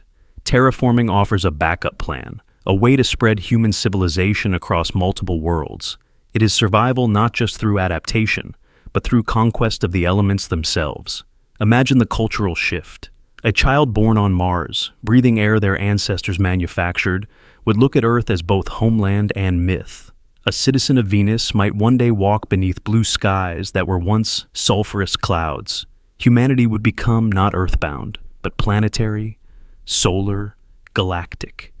Our history would no longer be defined by the rivers and mountains of a single planet, but by the worlds we shaped with our own hands. Close your eyes and picture it. A machine hums in the Martian desert, releasing vapor that spreads like breath across the horizon. The sky, once pale and thin, grows darker, thicker. Decades later, plants sway where once there was only dust. Children laugh as they chase each other across fields under a sun that warms instead of burns. Terraforming is not instant. It is slow, fragile, filled with setbacks. But it is progress written on the surface of worlds. Perhaps one day when the solar system is alive with human voices, we will look back at barren Mars, hostile Venus, and wonder how we ever saw them as dead. For in truth, they were not dead at all. They were waiting for us to bring them into the story of life. Swarm robotics construction. Imagine a construction site with no shouting foremen, no towering cranes operated by exhausted workers, no sparks flying from handheld welders. Instead, the ground vibrates with the hum of thousands of small autonomous machines, swarms of robots moving like colonies of ants, each carrying a fragment of the project, each aware of the others, each part of a greater collective intelligence. This is swarm robotics construction, a revolution in building where machines do not simply replace human labor, but surpass it, creating structures faster, safer, and more efficiently than any team of human hands ever could. The principle comes straight from nature. Ants build towering colonies with no blueprints. Bees construct hives with mathematical precision. Termites create intricate ventilation systems that rival human engineering, all without leaders, all through swarm intelligence. Each insect follows simple rules, but together they form complex, resilient systems. Robotics engineers have borrowed this blueprint from biology, programming swarms of autonomous machines to cooperate, adapt, and solve problems collectively. Instead of one massive robot building a skyscraper, thousands of smaller units can share the work, assembling modular pieces, laying bricks, weaving support structures, and even repairing themselves when damaged. Early experiments have already shown what's possible.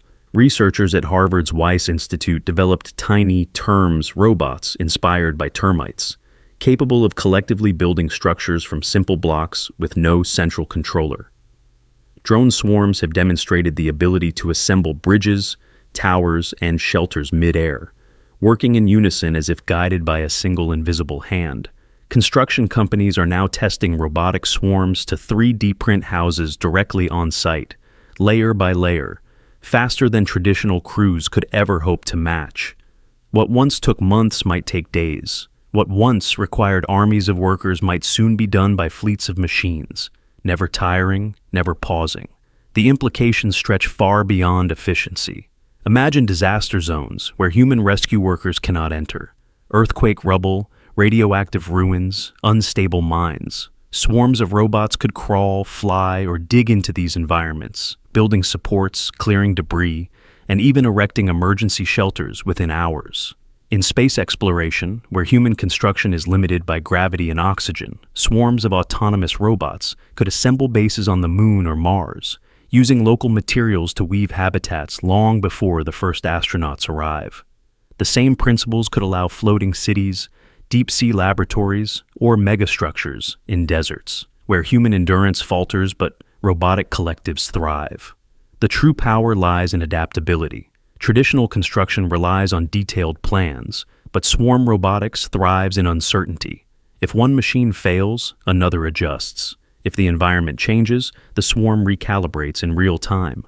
A human crew might require new blueprints, new orders, and days of delay, but a swarm can reorganize instantly. The site itself becomes a living organism, self-correcting and self-directing, learning as it builds. Yet, with such promise comes a storm of ethical and economic questions. What happens to millions of construction jobs when machines can do the work faster, safer, and cheaper? Do human laborers transition into designers and supervisors, or are they simply displaced, replaced by fleets of tireless robots? And what about accountability? If a swarm builds a bridge that later collapses, who is responsible? The programmers, the company, or the swarm itself? The idea of decentralized intelligence means no single agent is in control, and with that comes an unsettling ambiguity in assigning blame or praise. There are also geopolitical stakes. Nations that master swarm construction could rebuild after disasters, expand infrastructure, and colonize new environments faster than their rivals. Military strategists already envision swarms not only building but destroying, constructing fortifications in hours or dismantling enemy structures with equal speed. As with every powerful technology, swarm robotics construction carries within it the potential to both uplift and destabilize civilization. Still, the vision is compelling. Picture megacities rising in record time, where housing shortages vanish because swarms assemble entire neighborhoods overnight. Picture bridges and tunnels spanning landscapes that were once considered impossible to traverse. Picture a Martian colony shimmering beneath a dome, not built by human astronauts, but by an army of robots who worked silently under an alien sky. Swarm robotics construction is not just about building faster, it is about redefining the very act of creation. For the first time, construction itself becomes alive, adaptive, resilient, and collective, no longer bound by the pace and endurance of human labor. Humanity has always dreamed of building higher, faster, and stronger. Now, through the intelligence of swarms, we may finally achieve it, and in doing so, discover that the future of architecture lies not in human hands, but in the collective hum of machines working as one. Emotion control implants. Imagine a future where the storm of human emotion, anger, despair, fear, even love, can be quieted or amplified with the flick of a neural switch. A future where sadness can be dialed down, like lowering the volume on a radio, where rage can be muted before it erupts, where calm can be summoned instantly in the middle of chaos. This is the promise and the peril of emotion control implants. Neurotechnology so precise it doesn't just read your brain, but actively regulates the chemical storms inside it. The heart races, the body shakes, the mind spirals, and then, with a subtle pulse of electricity, everything steadies. Control returns. Peace is manufactured. The seeds of this vision already exist. Deep brain stimulation, once experimental, is now used to treat Parkinson's disease by quieting tremors through targeted electrical impulses. Researchers have extended similar techniques to depression, PTSD, and even addiction, implanting electrodes that modulate the circuits responsible for emotion. In 2013, DARPA launched programs exploring electroceuticals, neural devices designed to monitor and adjust brain chemistry in real time. What begins as therapy for trauma could evolve into everyday technology. Imagine implants as common as pacemakers, giving people the power to sculpt their moods with perfect precision. Anxiety before a presentation? Turn the dial down. Bliss during a vacation? Extend it indefinitely. Heartbreak, grief, or fear? Reduce them to manageable echoes, but the potential is as terrifying as it is intoxicating. If we can edit emotions, do they remain real? What is love if it can be artificially sustained forever, never fading, never complicated? What is courage if fear can be silenced with a switch, rather than faced and overcome? Emotions are not flaws in the human system. They are the system. The fire that drives art, ambition, sacrifice, even survival itself. To regulate them too perfectly risks hollowing out the very essence of what it means to feel. Then comes the threat of misuse. If governments or corporations hold the keys to emotional regulation, control could slip from individuals to systems of power. A workforce could be programmed to feel calm compliance instead of resistance. Soldiers could be stripped of hesitation, their empathy muted for the sake of efficiency. Citizens could be pacified in times of unrest, not by persuasion, but by neural command. The possibility of manipulation is chilling. A society where not only thought but feeling itself is no longer free. And yet, the human appeal cannot be denied. Billions live with depression, anxiety, trauma, or rage that ruin lives. Emotion control implants could heal the wounded, stabilize the fragile, and grant peace to those tormented by their own minds. For someone haunted nightly by panic attacks or drowning in grief, the ability to quiet pain would not be an ethical dilemma. It would be salvation. In this light, implants are not the theft of humanity, but the restoration of it, offering balance where biology has failed. Still, the deepest question remains: should emotions be mastered or merely endured? For centuries, philosophers and religions have taught resilience, stoicism, acceptance of suffering as part of life's fabric. A world of emotion control would not teach endurance, it would replace it. The messy unpredictability of the human spirit might give way to a new kind of engineered serenity. But in gaining mastery over our emotions, do we risk becoming less human, or perhaps something entirely new? One day soon, the line between mind and machine will blur further. Electrodes, nanotech, and AI may work together to sculpt human mood with near-perfect accuracy. The chaos of the heart will be tamed, and then humanity will face its greatest paradox: whether freedom lies in controlling our emotions or in living with them untamed. The choice will not just reshape individuals, it will reshape the soul of our species. Consciousness, merging networks.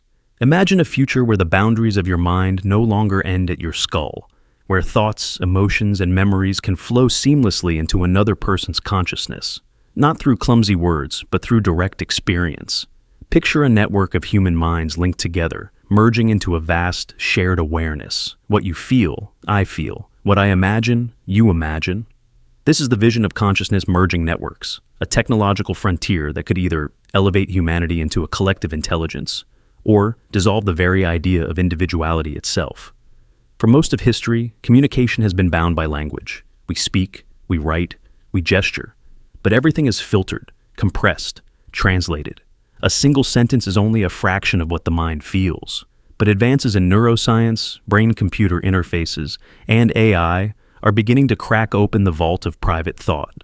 Already, experiments have allowed researchers to transmit simple signals between brains, to reconstruct images someone is looking at from their neural activity, even to predict decisions before they become conscious.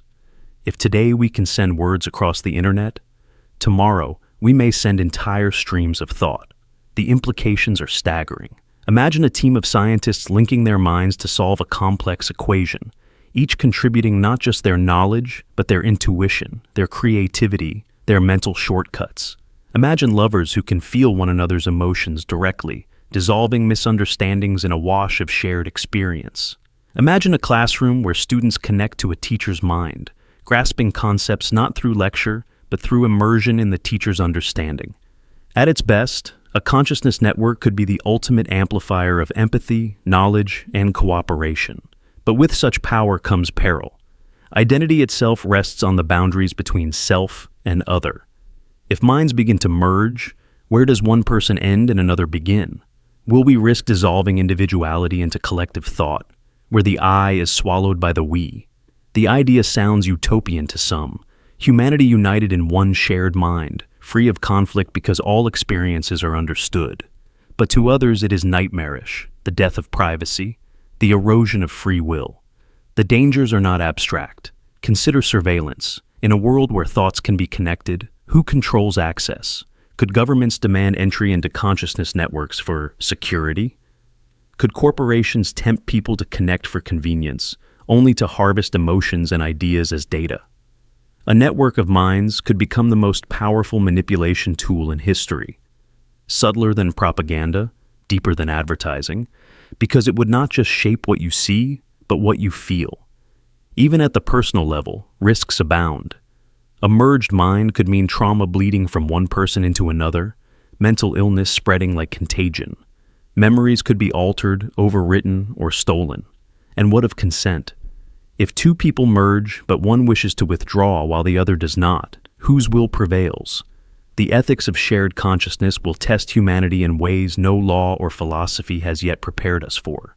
Yet, despite the dangers, the pull of connection is undeniable. Loneliness remains one of the great plagues of modern life. Billions live surrounded by others, yet feel unseen, unheard, unknown. Consciousness-merging networks promise to erase that isolation, to offer a level of intimacy that no human being has ever experienced, the chance to truly know and be known, to inhabit another's mind, not just imagine it. That promise alone ensures that research will continue, no matter the risks.